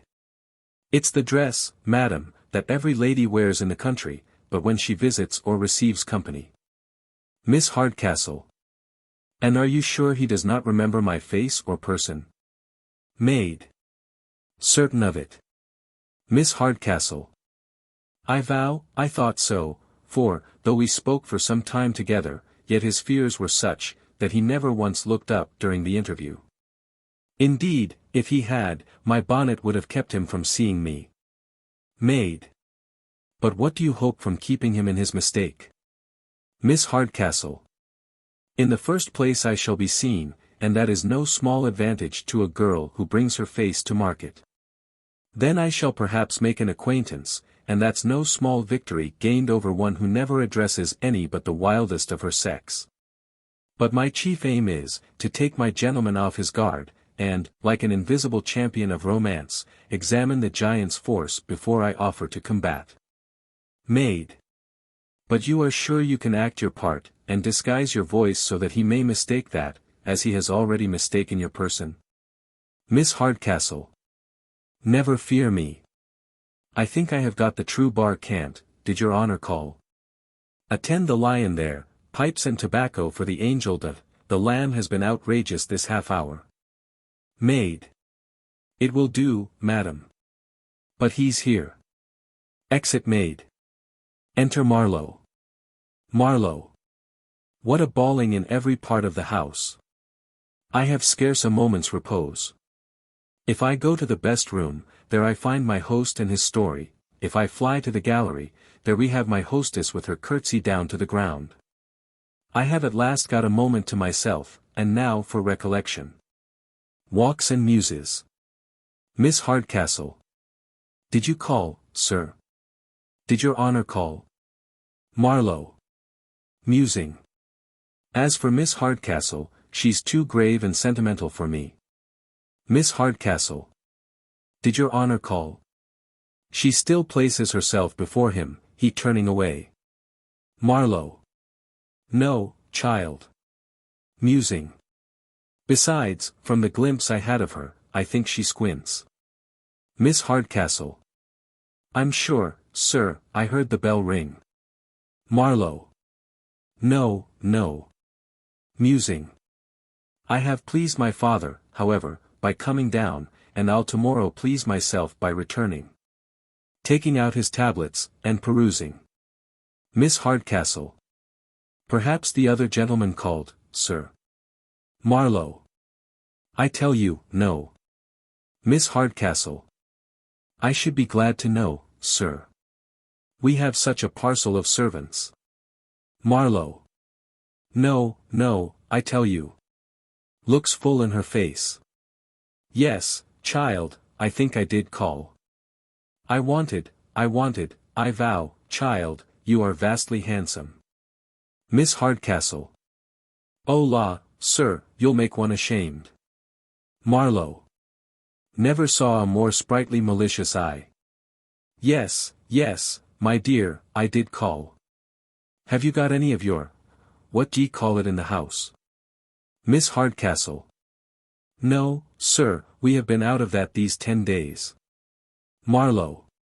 One may call in this house, I find, to very little purpose. Suppose I should call for a taste, just by way of a trial, of the nectar of your lips, perhaps I might be disappointed in that too. Miss Hardcastle. Nectar. Nectar. That's a liquor there's no call for in these parts. French, I suppose. We sell no French wines here, sir. Marlow. Of true English growth, I assure you. Miss Hardcastle. Then it's odd I should not know it. We brew all sorts of wines in this house, and I have lived here these 18 years. Marlow. 18 years. Why, one would think, child, you kept the bar before you were born. How old are you? Miss Hardcastle. Oh. Sir, I must not tell my age. They say women and music should never be dated. Marlow. To guess at this distance, you can't be much above 40, approaching. Yet, nearer, I don't think so much, approaching. By coming close to some women they look younger still. But when we come very close indeed, attempting to kiss her. Miss Hardcastle. Pray, sir, keep your distance. One would think you wanted to know one's age, as they do horses, by mark of mouth. Marlow. I protest, child, you use me extremely ill. If you keep me at this distance, how is it possible you and I can ever be acquainted? Miss Hardcastle. And who wants to be acquainted with you? I want no such acquaintance, not I. I'm sure you did not treat Miss Hardcastle, that was here a while ago, in this obstropolous manner. I'll warrant me, before her you looked dashed, and kept bowing to the ground, and talked, for all the world, as if you was before a justice of peace. Marlow. Aside. Egad, she has hit it, sure enough. To her. In awe of her, child. Ha. Ha. Ha. A mere awkward squinting thing, no, no. I find you don't know me. I laughed and rallied her a little, but I was unwilling to be too severe. No, I could not be too severe, curse me. Miss Hardcastle. Oh. Then, sir, you are a favorite, I find, among the ladies. Marlow. Yes, my dear, a great favorite. And yet hang me, I don't see what they find in me to follow. At the ladies' club in town I'm called their agreeable Rattle. Rattle, child, is not my real name, but one I'm known by. My name is Solomons, Mr. Solomons, my dear, at your service. Offering to salute her. Miss Hardcastle. Hold, sir. You are introducing me to your club, not to yourself.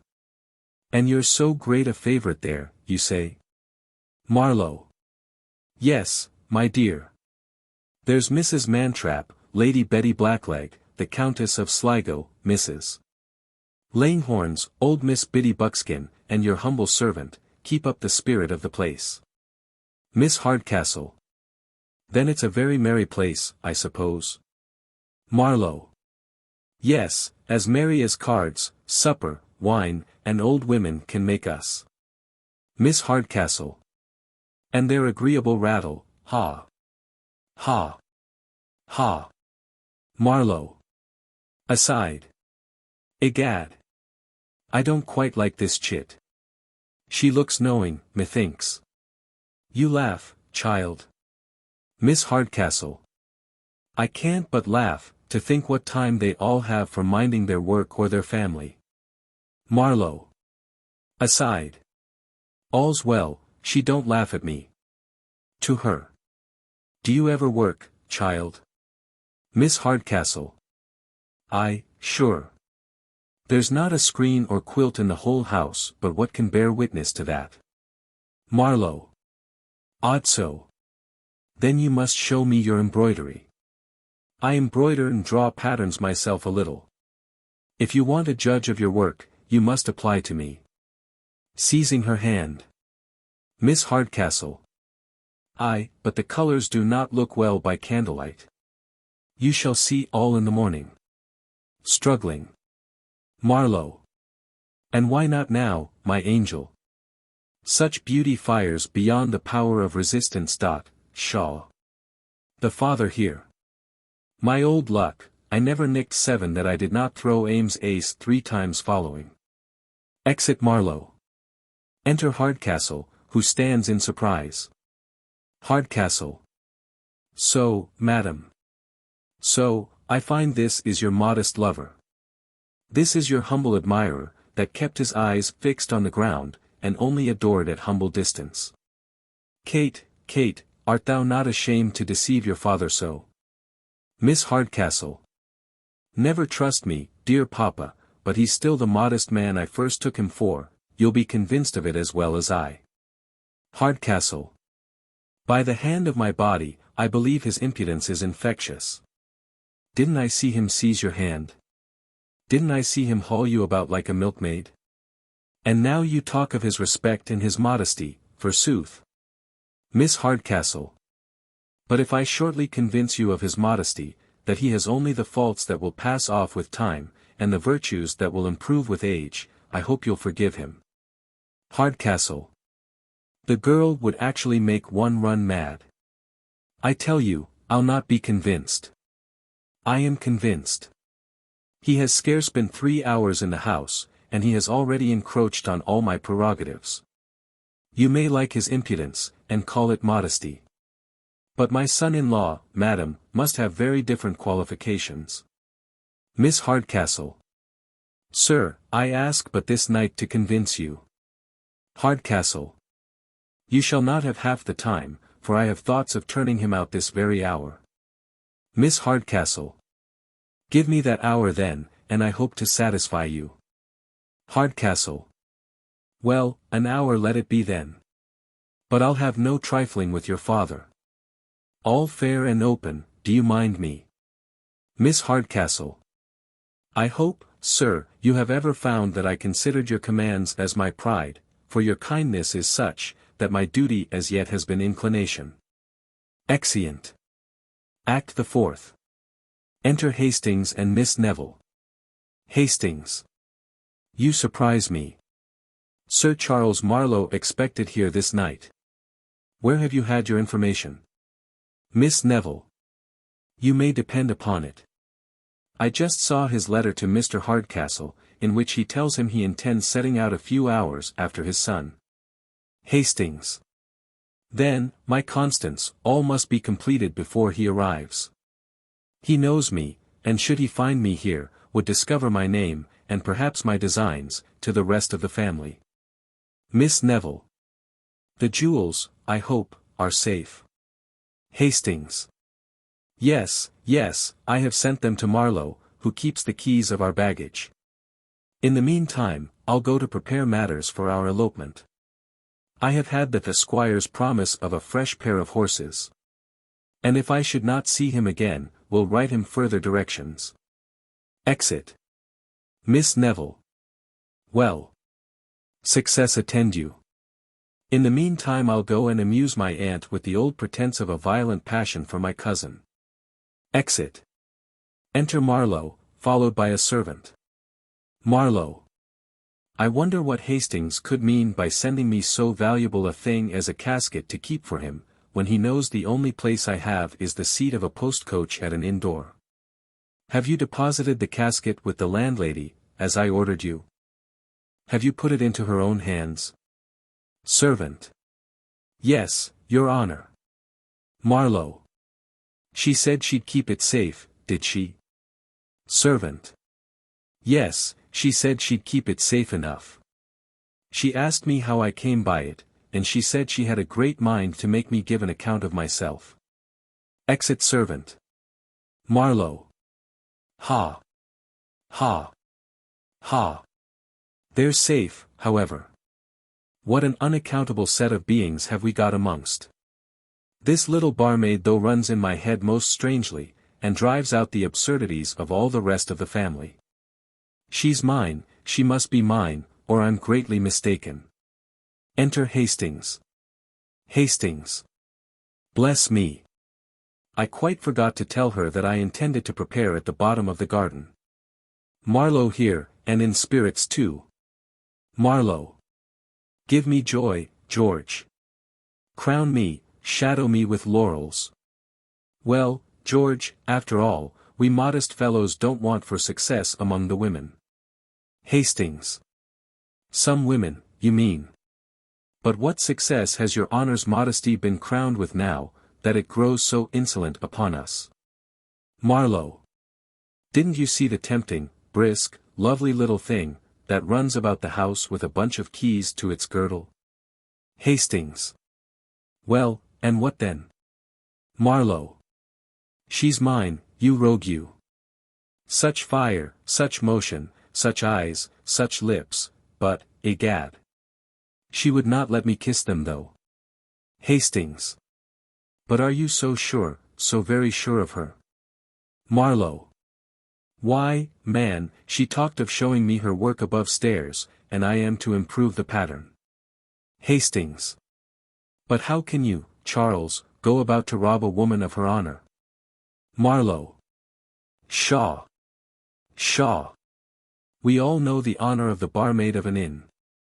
I don't intend to rob her, take my word for it, there's nothing in this house I shan't honestly pay for. Hastings. I believe the girl has virtue. Marlow. And if she has, I should be the last man in the world that would attempt to corrupt it. Hastings. You have taken care, I hope, of the casket I sent you to lock up. Is it in safety? Marlow. Yes, yes. It's safe enough. I have taken care of it. But how could you think the seat of a post-coach at an inn-door a place of safety? Ah! Numbskull. I have taken better precautions for you than you did for yourself, I have. Hastings. What? Marlow. I have sent it to the landlady to keep for you. Hastings. To the landlady. Marlow. The landlady. Hastings. You did? Marlow. I did. She's to be answerable for its forthcoming, you know. Hastings. Yes, she'll bring it forth with a witness. Marlow. Wasn't I right? I believe you'll allow that I acted prudently upon this occasion. Hastings. Aside. He must not see my uneasiness. Marlow. You seem a little disconcerted though, methinks. Sure nothing has happened? Hastings. No, nothing.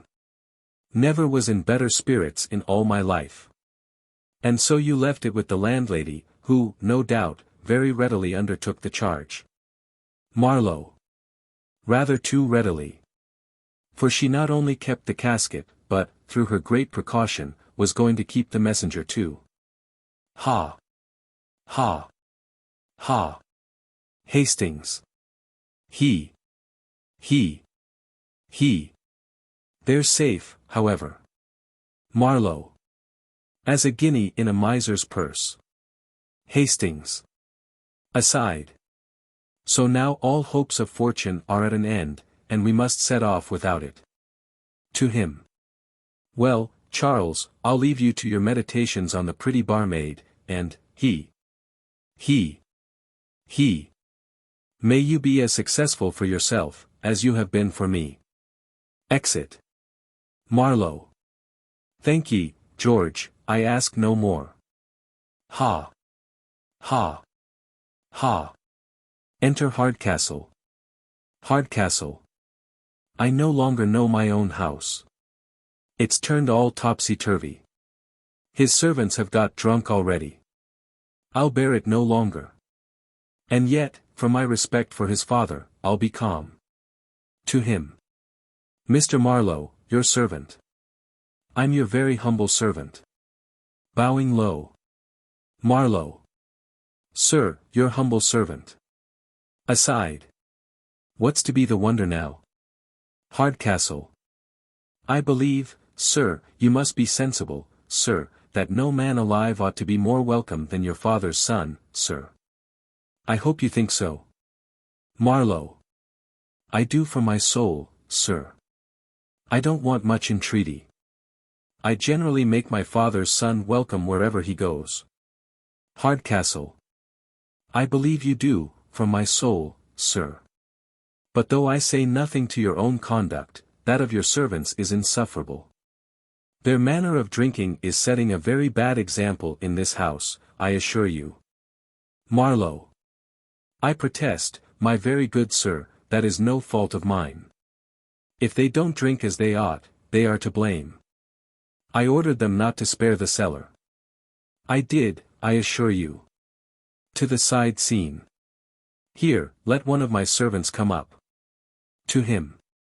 My positive directions were, that as I did not drink myself, they should make up for my deficiencies below. Hardcastle. Then they had your orders for what they do. I'm satisfied. Marlow. They had, I assure you. You shall hear from one of themselves. Enter servant, drunk. Marlow. You, Jeremy. Come forward, Sirrah. What were my orders? Were you not told to drink freely, and call for what you thought fit, for the good of the house? Hardcastle. Aside. I begin to lose my patience. Jeremy. Please your honor, Liberty and Fleet Street forever. Though I'm but a servant, I'm as good as another man. I'll drink for no man before supper, sir, damn. Good liquor will sit upon a good supper, but a good supper will not sit upon, on my conscience, sir. Marlow.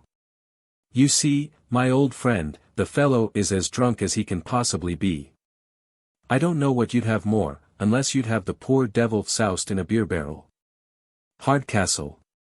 Zounds. He'll drive me distracted, if I contain myself any longer. Mr. Marlow, sir, I have submitted to your insolence for more than 4 hours, and I see no likelihood of its coming to an end. I'm now resolved to be master here, sir, and I desire that you and your drunken pack may leave my house directly. Marlow. Leave your house, sure you jest, my good friend. What? When I'm doing what I can to please you. Hardcastle. I tell you, sir, you don't please me, so I desire you'll leave my house. Marlow. Sure you cannot be serious. At this time night, and such a night. You only mean to banter me. Hardcastle. I tell you, sir, I'm serious. And now that my passions are roused, I say this house is mine, sir, this house is mine, and I command you to leave it directly. Marlow. Ha! Ha! Ha! A puddle in a storm. I shan't stir a step, I assure you. In a serious tone. This your house, fellow. It's my house. This is my house. Mine, while I choose to stay. What right have you to bid me leave this house, sir? I never met with such impudence, curse me, never in my whole life before. Hardcastle. Nor I, confound me if ever I did.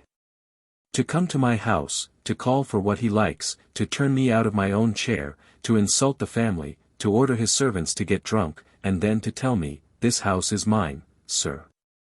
By all that's impudent, it makes me laugh. Ha! Ha! Ha! Pray, sir, bantering, as you take the house, what think you of taking the rest of the furniture? There's a pair of silver candlesticks, and there's a fire screen, and here's a pair of brazen-nosed bellows, perhaps you may take a fancy to them? Marlow. Bring me your bill, sir, bring me your bill, and let's make no more words about it. Hardcastle. There are a set of prints, too. What think you of the Rake's Progress, for your own apartment? Marlow. Bring me your bill, I say. And I'll leave you and your infernal house directly. Hardcastle. Then there's a mahogany table that you may see your own face in. Marlow. My bill, I say. Hardcastle. I had forgot the great chair for your own particular slumbers, after a hearty meal. Marlow. Zounds. Bring me my bill, I say, and let's hear no more on't. Hardcastle. Young man, from your father's letter to me, I was taught to expect a well-bred modest man as a visitor here, but now I find him no better than a coxcomb and a bully, but he will be down here presently, and shall hear more of it. Exit. Marlow. How's this? Sure I have not mistaken the house. Everything looks like an inn. The servants cry, coming, the attendance is awkward, the barmaid, too, to attend us. But she's here, and will further inform me. Whither so fast, child? A word with you. Enter Miss Hardcastle. Miss Hardcastle. Let it be short, then. I'm in a hurry. Aside. I believe he begins to find out his mistake. But it's too soon quite to undeceive him. Marlow. Pray, child, answer me one question. What are you, and what may your business in this house be? Miss Hardcastle. A relation of the family, sir. Marlow. What, a poor relation? Miss Hardcastle. Yes, sir. A poor relation, appointed to keep the keys, and to see that the guests want nothing in my power to give them. Marlow. That is, you act as the barmaid of this inn. Miss Hardcastle. Inn. Oh law, what brought that in your head? One of the best families in the country keep an inn, ha. Ha. Ha. Old Mr. Hardcastle's house an inn. Marlow. Mr. Hardcastle's house. Is this Mr. Hardcastle's house, child? Miss Hardcastle. Aye, sure. Whose else should it be? Marlow. So then, all's out, and I have been damnably imposed on. Oh, confound my stupid head, I shall be laughed at over the whole town. I shall be stuck up in caricatura in all the print shops. The dullissimo macaroni. To mistake this house of all others for an inn, and my father's old friend for an innkeeper. What a swaggering puppy must he take me for? What a silly puppy do I find myself? There again, may I be hanged, my dear, but I mistook you for the barmaid. Miss Hardcastle. Dear me. Dear me. I'm sure there's nothing in my behavior to put me on a level with one of that stamp. Marlow. Nothing, my dear, nothing. But I was in for a list of blunders, and could not help making you a subscriber. My stupidity saw everything the wrong way. I mistook your assiduity for assurance, and your simplicity for allurement. But it's over. This house I no more show my face in. Miss Hardcastle. I hope, sir, I have done nothing to disoblige you. I'm sure I should be sorry to affront any gentleman who has been so polite, and said so many civil things to me. I'm sure I should be sorry, pretending to cry, if he left the family upon my account. I'm sure I should be sorry if people said anything amiss, since I have no fortune but my character. Marlow. Aside. By heaven. She weeps. This is the first mark of tenderness I ever had from a modest woman, and it touches me. To her. Excuse me, my lovely girl, you are the only part of the family I leave with reluctance. But to be plain with you, the difference of our birth, fortune, and education, makes an honorable connection impossible. And I can never harbor a thought of seducing simplicity that trusted in my honor, of bringing ruin upon one whose only fault was being too lovely. Miss Hardcastle. Aside. Generous man. I now begin to admire him. To him. But I am sure my family is as good as Miss Hardcastle's, and though I'm poor, that's no great misfortune to a contented mind, and, until this moment, I never thought that it was bad to want fortune. Marlow. And why now, my pretty simplicity? Miss Hardcastle. Because it puts me at a distance from one that, if I had £1,000, I would give it all to. Marlow. Aside. This simplicity bewitches me, so that if I stay, I'm undone. I must make one bold effort, and leave her. To her. Your partiality in my favor, my dear, touches me most sensibly, and were I to live for myself alone, I could easily fix my choice. But I owe too much to the opinion of the world, too much to the authority of a father. So that, I can scarcely speak it, it affects me. Farewell. Exit. Miss Hardcastle. I never knew half his merit till now. He shall not go, if I have power or art to detain him. I'll still preserve the character in which I stoop to conquer. But will undeceive my papa, who perhaps may laugh him out of his resolution. Exit. Enter Tony and Miss Neville. Tony. Aye, you may steal for yourselves the next time. I have done my duty. She has got the jewels again, that's a sure thing. But she believes it was all a mistake of the servants. Miss Neville. But, my dear cousin, sure you won't forsake us in this distress. If she in the least suspects that I am going off, I shall certainly be locked up, or sent to my Aunt Pedigree's, which is 10 times worse. Tony. To be sure, aunts of all kinds are damned bad things. But what can I do?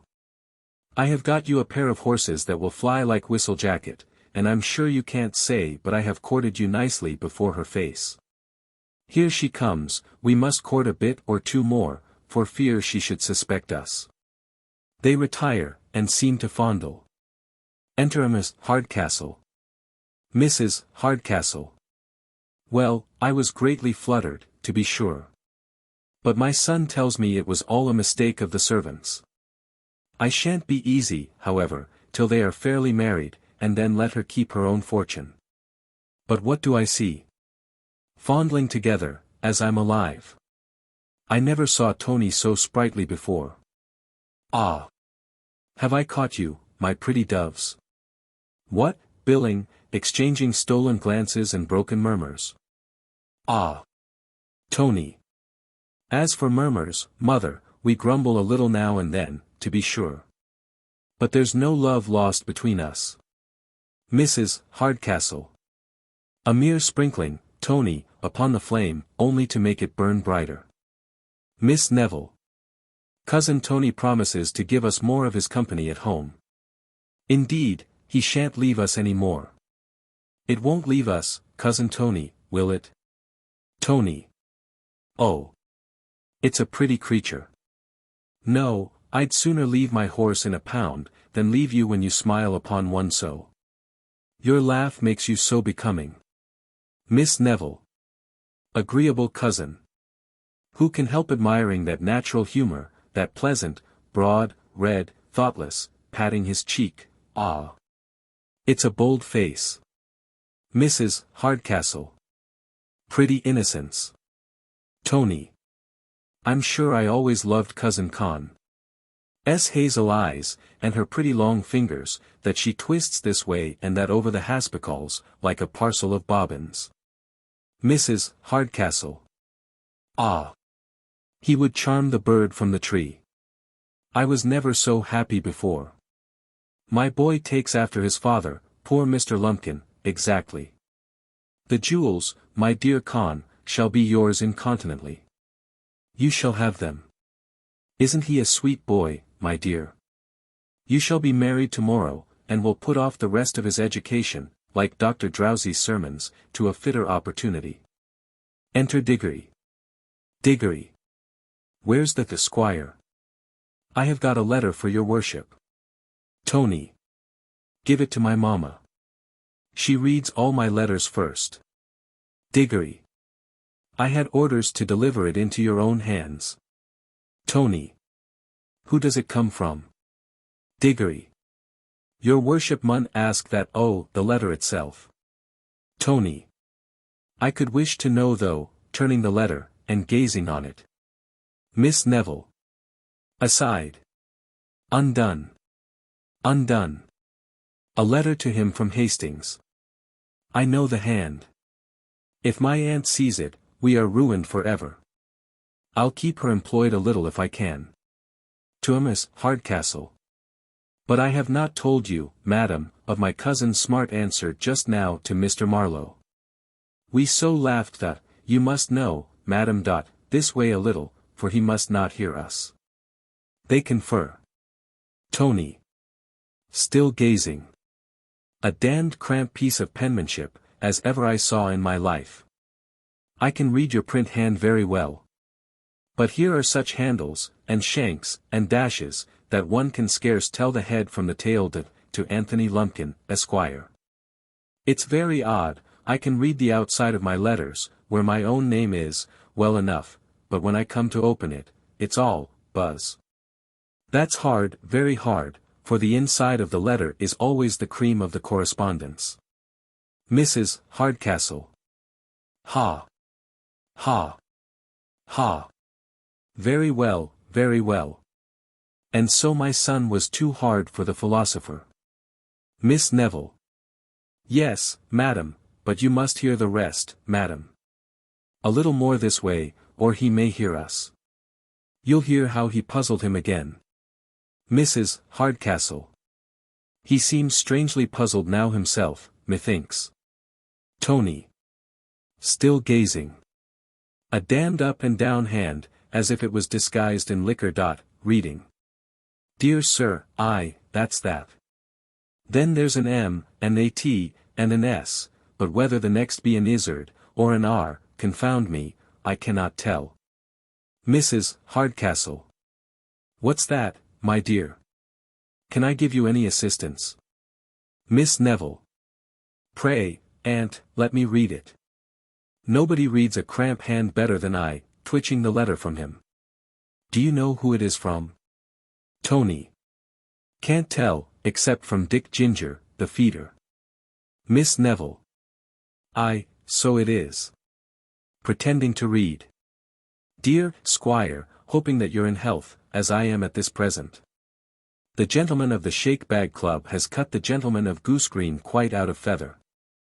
The odds, odd battle, long fighting, here, it's all about cocks and fighting, it's of no consequence, here, put it up.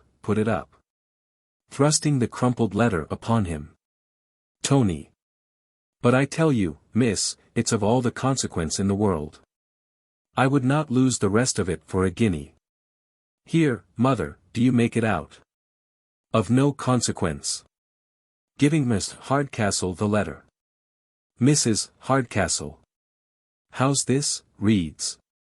Dear Squire, I'm now waiting for Miss Neville, with a post-chaise and pair, at the bottom of the garden, but I find my horse is yet unable to perform the journey. I expect you'll assist us with a pair of fresh horses, as you promised. Dispatch is necessary, as the the hag, your mother, will otherwise suspect us. Yours, Hastings. Grant me patience. I shall run distracted. My rage chokes me. Miss Neville.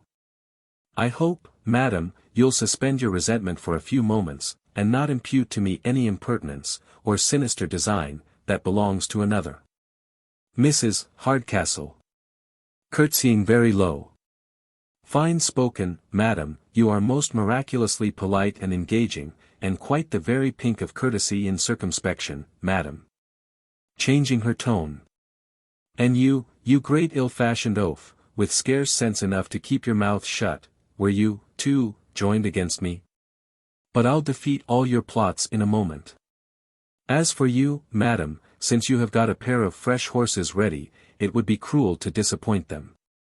So, if you please, instead of running away with your spark, prepare, this very moment, to run off with me. Your old Aunt Pedigree will keep you secure, I'll warrant me. You too, sir, may mount your horse, and guard us upon the way. Here, Thomas, Roger, Diggory. I'll show you, that I wish you better than you do yourselves. Exit. Miss Neville. So now I'm completely ruined. Tony. Aye, that's a sure thing. Miss Neville. What better could be expected from being connected with such a stupid fool, and after all the nods and signs I made him? Tony. By the laws, miss, it was your own cleverness, and not my stupidity, that did your business. You were so nice and so busy with your shake-bags and goose-greens, that I thought you could never be making believe. Enter Hastings. Hastings.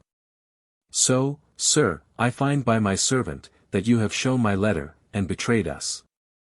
Was this well done, young gentleman? Tony. Here's another. Ask Miss there, who betrayed you. Ecod, it was her doing, not mine. Enter Marlow. Marlow.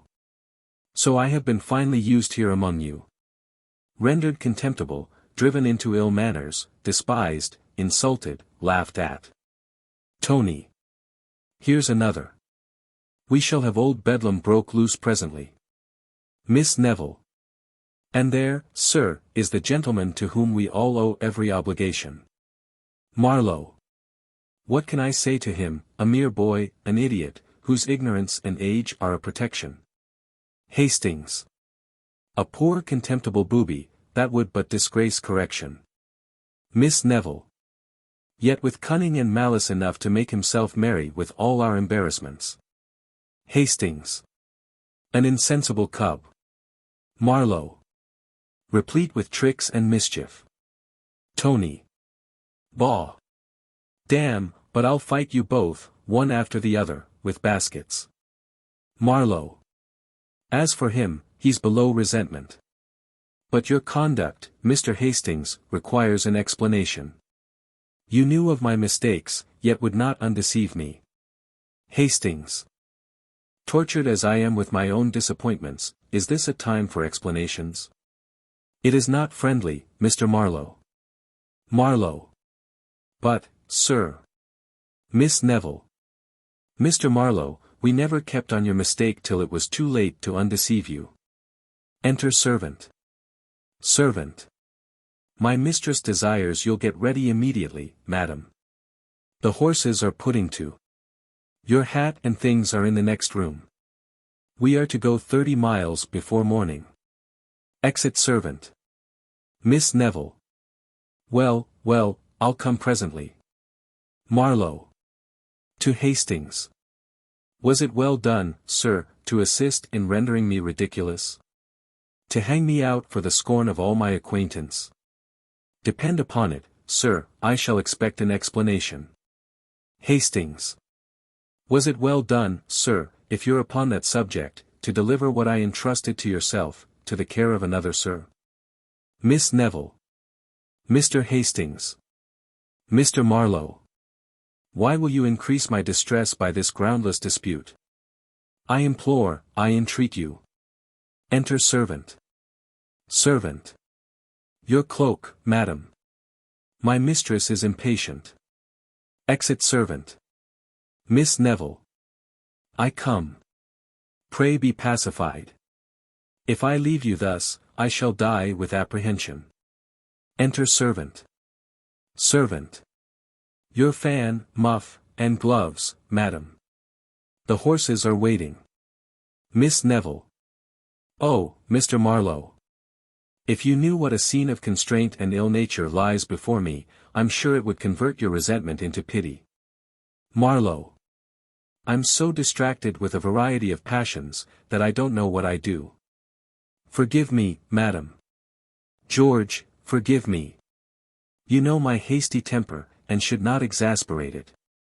Hastings. The torture of my situation is my only excuse. Miss Neville. Well, my dear Hastings, if you have that esteem for me that I think, that I am sure you have, your constancy for 3 years will but increase the happiness of our future connection. If Mrs. Hardcastle. Within. Miss Neville. Constance, why Constance, I say. Miss Neville. I'm coming. Well, constancy, remember, constancy is the word. Exit. Hastings. My heart. How can I support this? To be so near happiness, and such happiness. Marlow. To Tony. You see now, young gentleman, the effects of your folly. What might be amusement to you, is here disappointment, and even distress. Tony. From a reverie. Ecod, I have hit it. It's here. Your hands. Yours and yours, my poor sulky.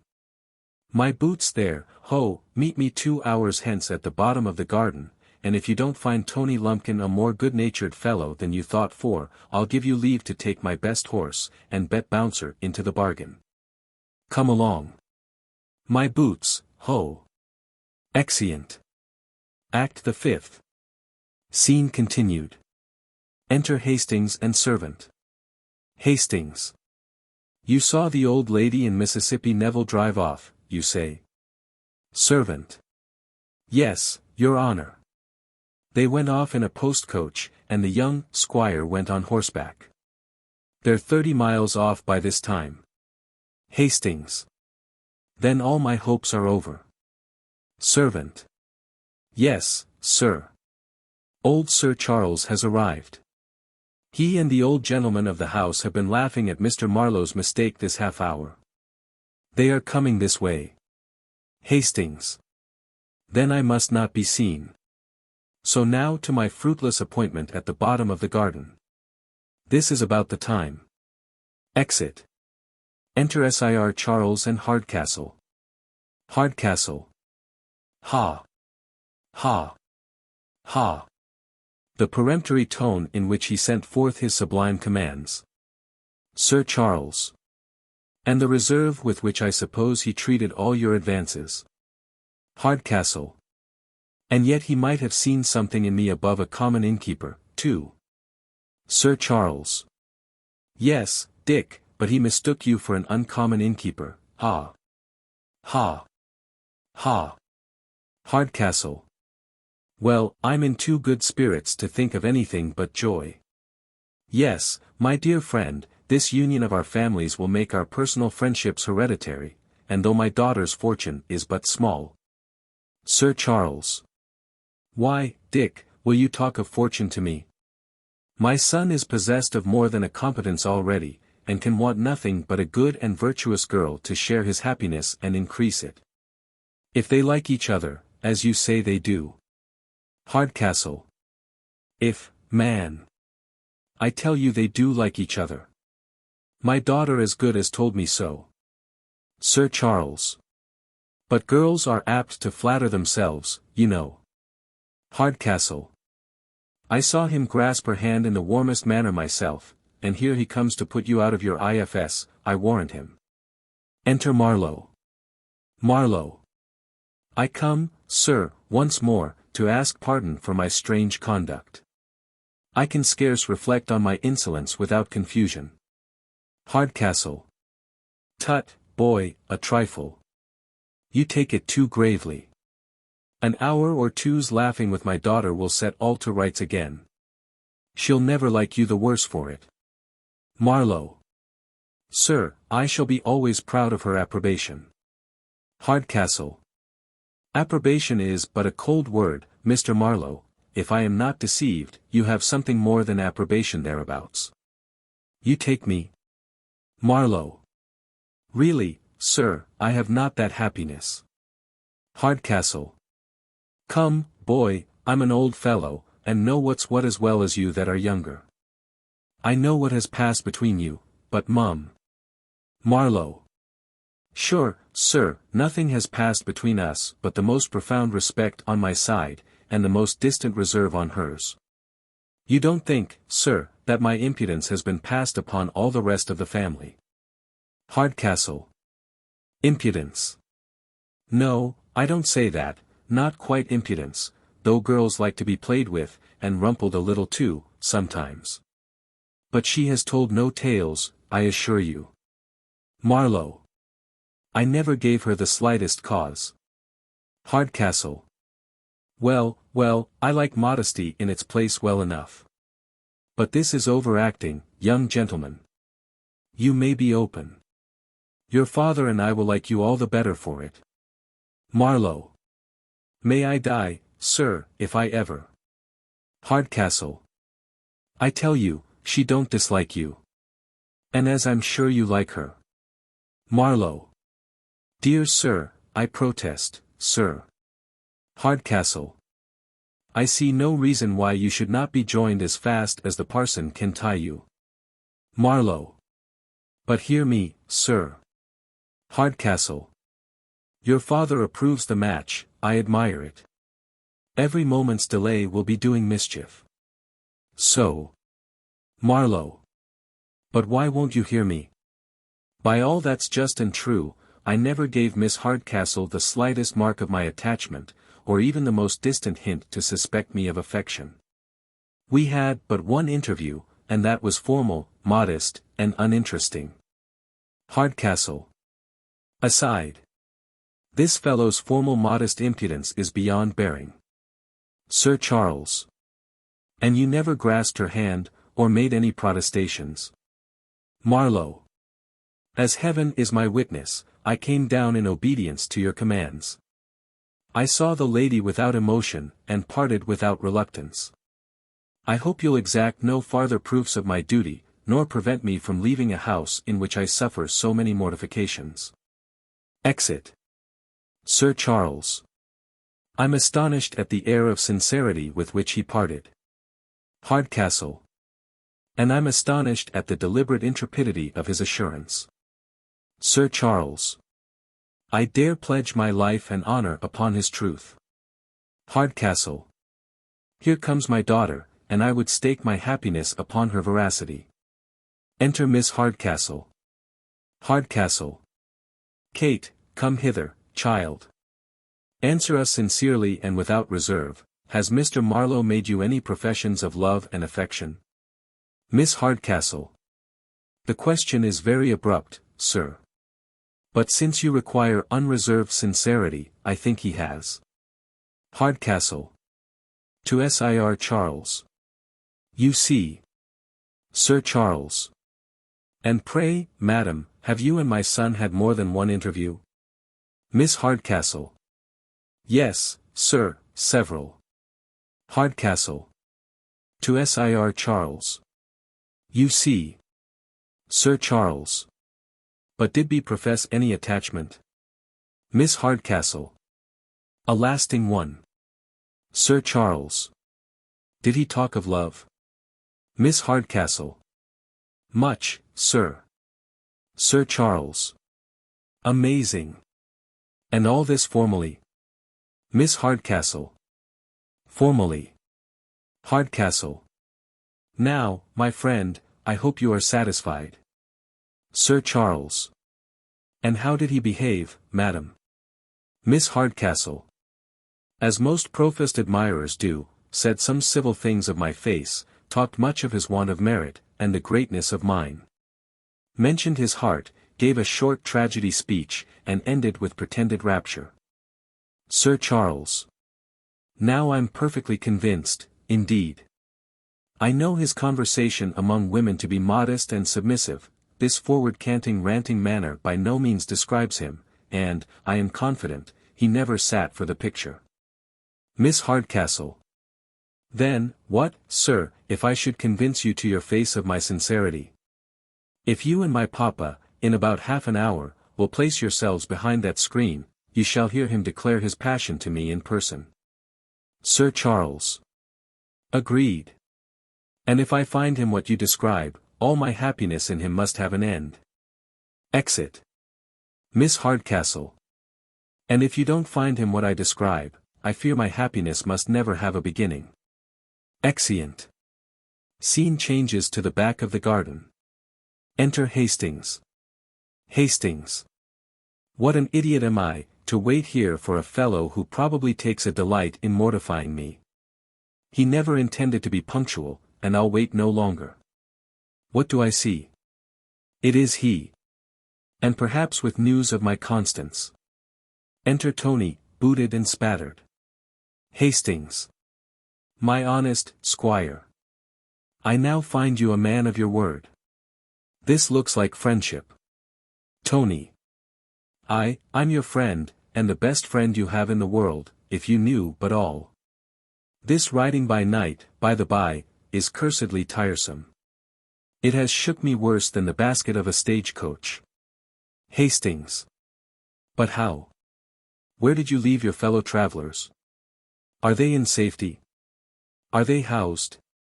Tony. 25 miles in 2 hours and a half is no such bad driving. The poor beasts have smoked for it, rabbit me, but I'd rather ride 40 miles after a fox than 10 with such varmint. Hastings. Well, but where have you left the ladies? I die with impatience. Tony. Left them. Why, where should I leave them but where I found them? Hastings. This is a riddle. Tony. Riddle me this then. What's that goes round the house, and never touches the house? Hastings. I'm still astray. Tony. Why, that's it, Mon. I have led them astray. By jingo, there's not a pond or a slough within 5 miles of the place but they can tell the taste of. Hastings. Ha. Ha. Ha. I understand, you took them in a round, while they supposed themselves going forward, and so you have at last brought them home again. Tony. You shall hear. I first took them down Featherbed Lane, where we stuck fast in the mud. I then rattled them crack over the stones of Up and Down Hill. I then introduced them to the gibbet on Heavy Tree Heath, and from that, with a circumbendibus, I fairly lodged them in the horsepond at the bottom of the garden. Hastings. But no accident, I hope. Tony. No, no. Only mother is confoundedly frightened. She thinks herself 40 miles off. She's sick of the journey, and the cattle can scarce crawl. So if your own horses be ready, you may whip off with cousin, and I'll be bound that no soul here can budge a foot to follow you. Hastings. My dear friend, how can I be grateful? Tony. Now it's dear friend, noble squire. Just now, it was all idiot, cub, and run me through the guts. Damn your way of fighting, I say. After we take a knock in this part of the country, we kiss and be friends. But if you had run me through the guts, then I should be dead, and you might go kiss the hangman. Hastings. The rebuke is just. But I must hasten to relieve Miss Neville. If you keep the old lady employed, I promise to take care of the young one. Exit Hastings. Tony. Never fear me. Here she comes. Vanish. She's got from the pond, and draggled up to the waist like a mermaid. Enter a Miss Hardcastle. Mrs. Hardcastle. Oh, Tony, I'm killed. Shook. Battered to death. I shall never survive it. That last jolt, that laid us against the quickset hedge, has done my business. Tony. Alack, mamma, it was all your own fault. You would be for running away by night, without knowing 1 inch of the way. Mrs. Hardcastle. I wish we were at home again. I never met so many accidents in so short a journey. Drenched in the mud, overturned in a ditch, stuck fast in a slough, jolted to a jelly, and at last to lose our way. Whereabouts do you think we are, Tony? Tony. By my guess we should come upon Crackskull Common, about 40 miles from home. Mrs. Hardcastle. Oh Lud. Oh Lud. The most notorious spot in all the country. We only want a robbery to make a complete night on't. Tony. Don't be afraid, mamma, don't be afraid. 2 of the 5 that kept here are hanged, and the other 3 may not find us. Don't be afraid. Is that a man that's galloping behind us? No, it's only a tree. Don't be afraid. Mrs. Hardcastle. The fright will certainly kill me. Tony. Do you see anything like a black hat moving behind the thicket? Mrs. Hardcastle. Oh, death. Tony. No, it's only a cow. Don't be afraid, mamma, don't be afraid. Mrs. Hardcastle. As I'm alive, Tony, I see a man coming towards us. Ah. I'm sure on't. If he perceives us, we are undone. Tony. Aside. Father-in-law, by all that's unlucky, come to take one of his night walks. To her. Ah, it's a highwayman with pistols as long as my arm. A damned ill-looking fellow. Mrs. Hardcastle. Good heaven defend us. He approaches. Tony. Do you hide yourself in that thicket, and leave me to manage him. If there be any danger, I'll cough, and cry hem. When I cough, be sure to keep close. Mr. Hardcastle hides behind a tree in the back scene. Enter Hardcastle. Hardcastle. I'm mistaken, or I heard voices of people in want of help. Oh, Tony. Is that you? I did not expect you so soon back. Are your mother and her charge in safety? Tony. Very safe, sir, at my Aunt Pedigree's. Hem. Mrs. Hardcastle. From behind. Ah, death. I find there's danger. Hardcastle. 40 miles in 3 hours. Sure that's too much, my youngster. Tony. Stout horses and willing minds make short journeys, as they say. Hem. Mrs. Hardcastle. From behind. Sure he'll do the dear boy no harm. Hardcastle. But I heard a voice here. I should be glad to know from whence it came. Tony. It was I, sir, talking to myself, sir. I was saying that 40 miles in 4 hours was very good going. Hem. As to be sure it was. Hem. I have got a sort of cold by being out in the air. We'll go in, if you please. Hem. Hardcastle. But if you talked to yourself you did not answer yourself. I'm certain I heard 2 voices, and am resolved, raising his voice, to find the other out. Mrs. Hardcastle. From behind. Oh. He's coming to find me out. Oh. Tony. What need you go, sir, if I tell you? Hem. I'll lay down my life for the truth, hem, I'll tell you all, sir. Detaining him. Hardcastle. I tell you I will not be detained. I insist on seeing. It's in vain to expect I'll believe you. Mrs. Hardcastle. Running forward from behind. Oh Lud. He'll murder my poor boy, my darling. Here, good gentleman, whet your rage upon me. Take my money, my life, but spare that young gentleman. Spare my child, if you have any mercy. Hardcastle. My wife, as I'm a Christian. From whence can she come? Or what does she mean? Mrs. Hardcastle. Kneeling. Take compassion on us, good Mr. Highwayman. Take our money, our watches, all we have, but spare our lives. We will never bring you to justice, indeed we won't, good Mr. Highwayman. Hardcastle. I believe the woman's out of her senses. What, Dorothy, don't you know me? Mrs. Hardcastle. Mr. Hardcastle, as I'm alive. My fears blinded me. But who, my dear, could have expected to meet you here, in this frightful place, so far from home? What has brought you to follow us? Hardcastle. Sure, Dorothy, you have not lost your wits. So far from home, when you are within 40 yards of your own door. To him. This is one of your old tricks, you graceless rogue, you. To her.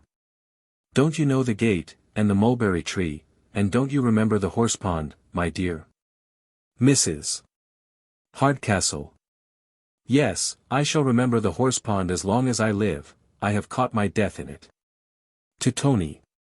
And it is to you, you graceless varlet, I owe all this. I'll teach you to abuse your mother, I will. Tony. Ecod, mother, all the parish says you have spoiled me, and so you may take the fruits on't. Mrs. Hardcastle. I'll spoil you, I will. Follows him off the stage. Exit. Hardcastle. There's morality, however, in his reply. Exit. Enter Hastings and Miss Neville. Hastings. My dear Constance, why will you deliberate thus? If we delay a moment, all is lost forever. Pluck up a little resolution, and we shall soon be out of the reach of her malignity. Miss Neville. I find it impossible. My spirits are so sunk with the agitations I have suffered, that I am unable to face any new danger. 2 or 3 years' patience will at last crown us with happiness. Hastings. Such a tedious delay is worse than inconstancy. Let us fly, my charmer. Let us date our happiness from this very moment. Perish fortune. Love and content will increase what we possess beyond a monarch's revenue. Let me prevail. Miss Neville. No, Mr. Hastings, no. Prudence once more comes to my relief, and I will obey its dictates. In the moment of passion fortune may be despised, but it ever produces a lasting repentance. I'm resolved to apply to Mr. Hardcastle's compassion and justice for redress. Hastings. But though he had the will, he has not the power to relieve you. Miss Neville. But he has influence, and upon that I am resolved to rely. Hastings. I have no hopes. But since you persist, I must reluctantly obey you. Exeunt. Scene changes. Enter Sir Charles and Miss Hardcastle. Sir Charles. What a situation am I in? If what you say appears, I shall then find a guilty son. If what he says be true, I shall then lose one that, of all others, I most wished for a daughter. Miss Hardcastle. I am proud of your approbation, and to show I merit it, if you place yourselves as I directed, you shall hear his explicit declaration. But he comes. Sir Charles. I'll to your father, and keep him to the appointment. Exit Sir Charles. Enter Marlow. Marlow. Though prepared for setting out, I come once more to take leave, nor did I, till this moment, know the pain I feel in the separation. Miss Hardcastle. In her own natural manner. I believe sufferings cannot be very great, sir, which you can so easily remove. A day or 2 longer, perhaps, might lessen your uneasiness, by showing the little value of what you now think proper to regret. Marlow. Aside. This girl every moment improves upon me. To her. It must not be, madam. I have already trifled too long with my heart. My very pride begins to submit to my passion. The disparity of education and fortune, the anger of a parent, and the contempt of my equals, begin to lose their weight, and nothing can restore me to myself but this painful effort of resolution. Miss Hardcastle. Then go, sir, I'll urge nothing more to detain you. Though my family be as good as hers you came down to visit, and my education, I hope, not inferior, what are these advantages without equal affluence? I must remain contented with the slight approbation of imputed merit, I must have only the mockery of your addresses, while all your serious aims are fixed on fortune. Enter Hardcastle and Sir Charles from behind. Sir Charles. Here, behind this screen. Hardcastle. Make no noise. I'll engage my Kate covers him with confusion at last. Marlow. By heavens, madam. Fortune was ever my smallest consideration. Your beauty at first caught my eye. For who could see that without emotion?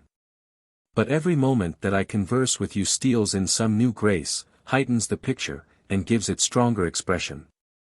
What at first seemed rustic plainness, now appears refined simplicity. What seemed forward assurance, now strikes me as the result of courageous innocence and conscious virtue. Sir Charles. What can it mean? He amazes me. Hardcastle. I told you how it would be. Hush. Marlow. I am now determined to stay, madam. And I have too good an opinion of my father's discernment, when he sees you, to doubt his approbation. Miss Hardcastle. No, Mr. Marlow, I will not, cannot detain you. Do you think I could suffer a connection in which there is the smallest room for repentance? Do you think I would take the mean advantage of a transient passion, to load you with confusion?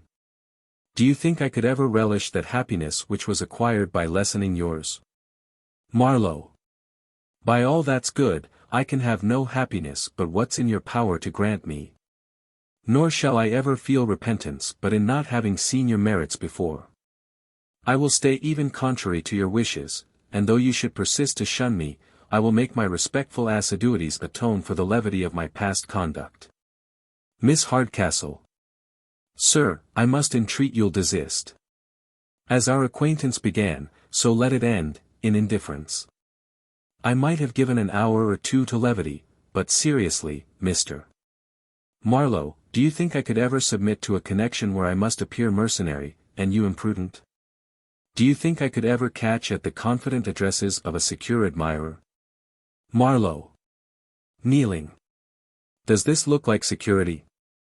Does this look like confidence? No, madam, every moment that shows me your merit, only serves to increase my diffidence and confusion. Here let me continue. Sir Charles. I can hold it no longer.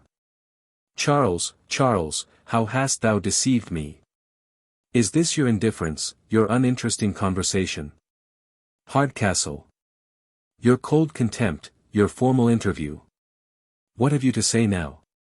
Marlow. That I'm all amazement. What can it mean? Hardcastle. It means that you can say and unsay things at pleasure, that you can address a lady in private, and deny it in public, that you have one story for us, and another for my daughter. Marlow. Daughter, this lady your daughter? Hardcastle. Yes, sir, my only daughter, my Kate, whose else should she be? Marlow. Oh, the devil. Miss Hardcastle. Yes, sir, that very identical tall squinting lady you were pleased to take me for, courtesying. She that you addressed as the mild, modest, sentimental man of gravity, and the bold, forward, agreeable rattle of the ladies' club. Ha! Ha! Ha! Marlow. Zounds! There's no bearing this, it's worse than death. Miss Hardcastle. In which of your characters, sir, will you give us leave to address you? As the faltering gentleman, with looks on the ground, that speaks just to be heard, and hates hypocrisy, or the loud confident creature, that keeps it up with Mrs. Mantrap, and old Miss Biddy Buckskin, till 3 in the morning?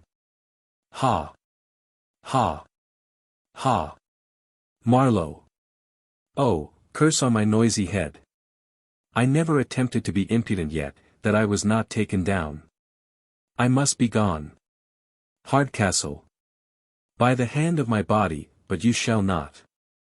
I see it was all a mistake, and I am rejoiced to find it. You shall not, sir, I tell you. I know she'll forgive you. Won't you forgive him, Kate? We'll all forgive you. Take courage, man. They retire, she tormenting him, to the back scene. Enter Mr. Hardcastle and Tony. Mrs. Hardcastle. So, they're gone off. Let them go, I care not. Hardcastle. Who gone? Mrs. Hardcastle. My dutiful niece and her gentleman, Mr. Hastings, from town. He who came down with our modest visitor here. Sir Charles. Who, my honest George Hastings.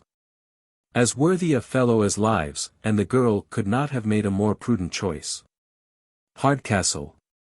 Then, by the hand of my body, I'm proud of the connection. Mrs. Hardcastle.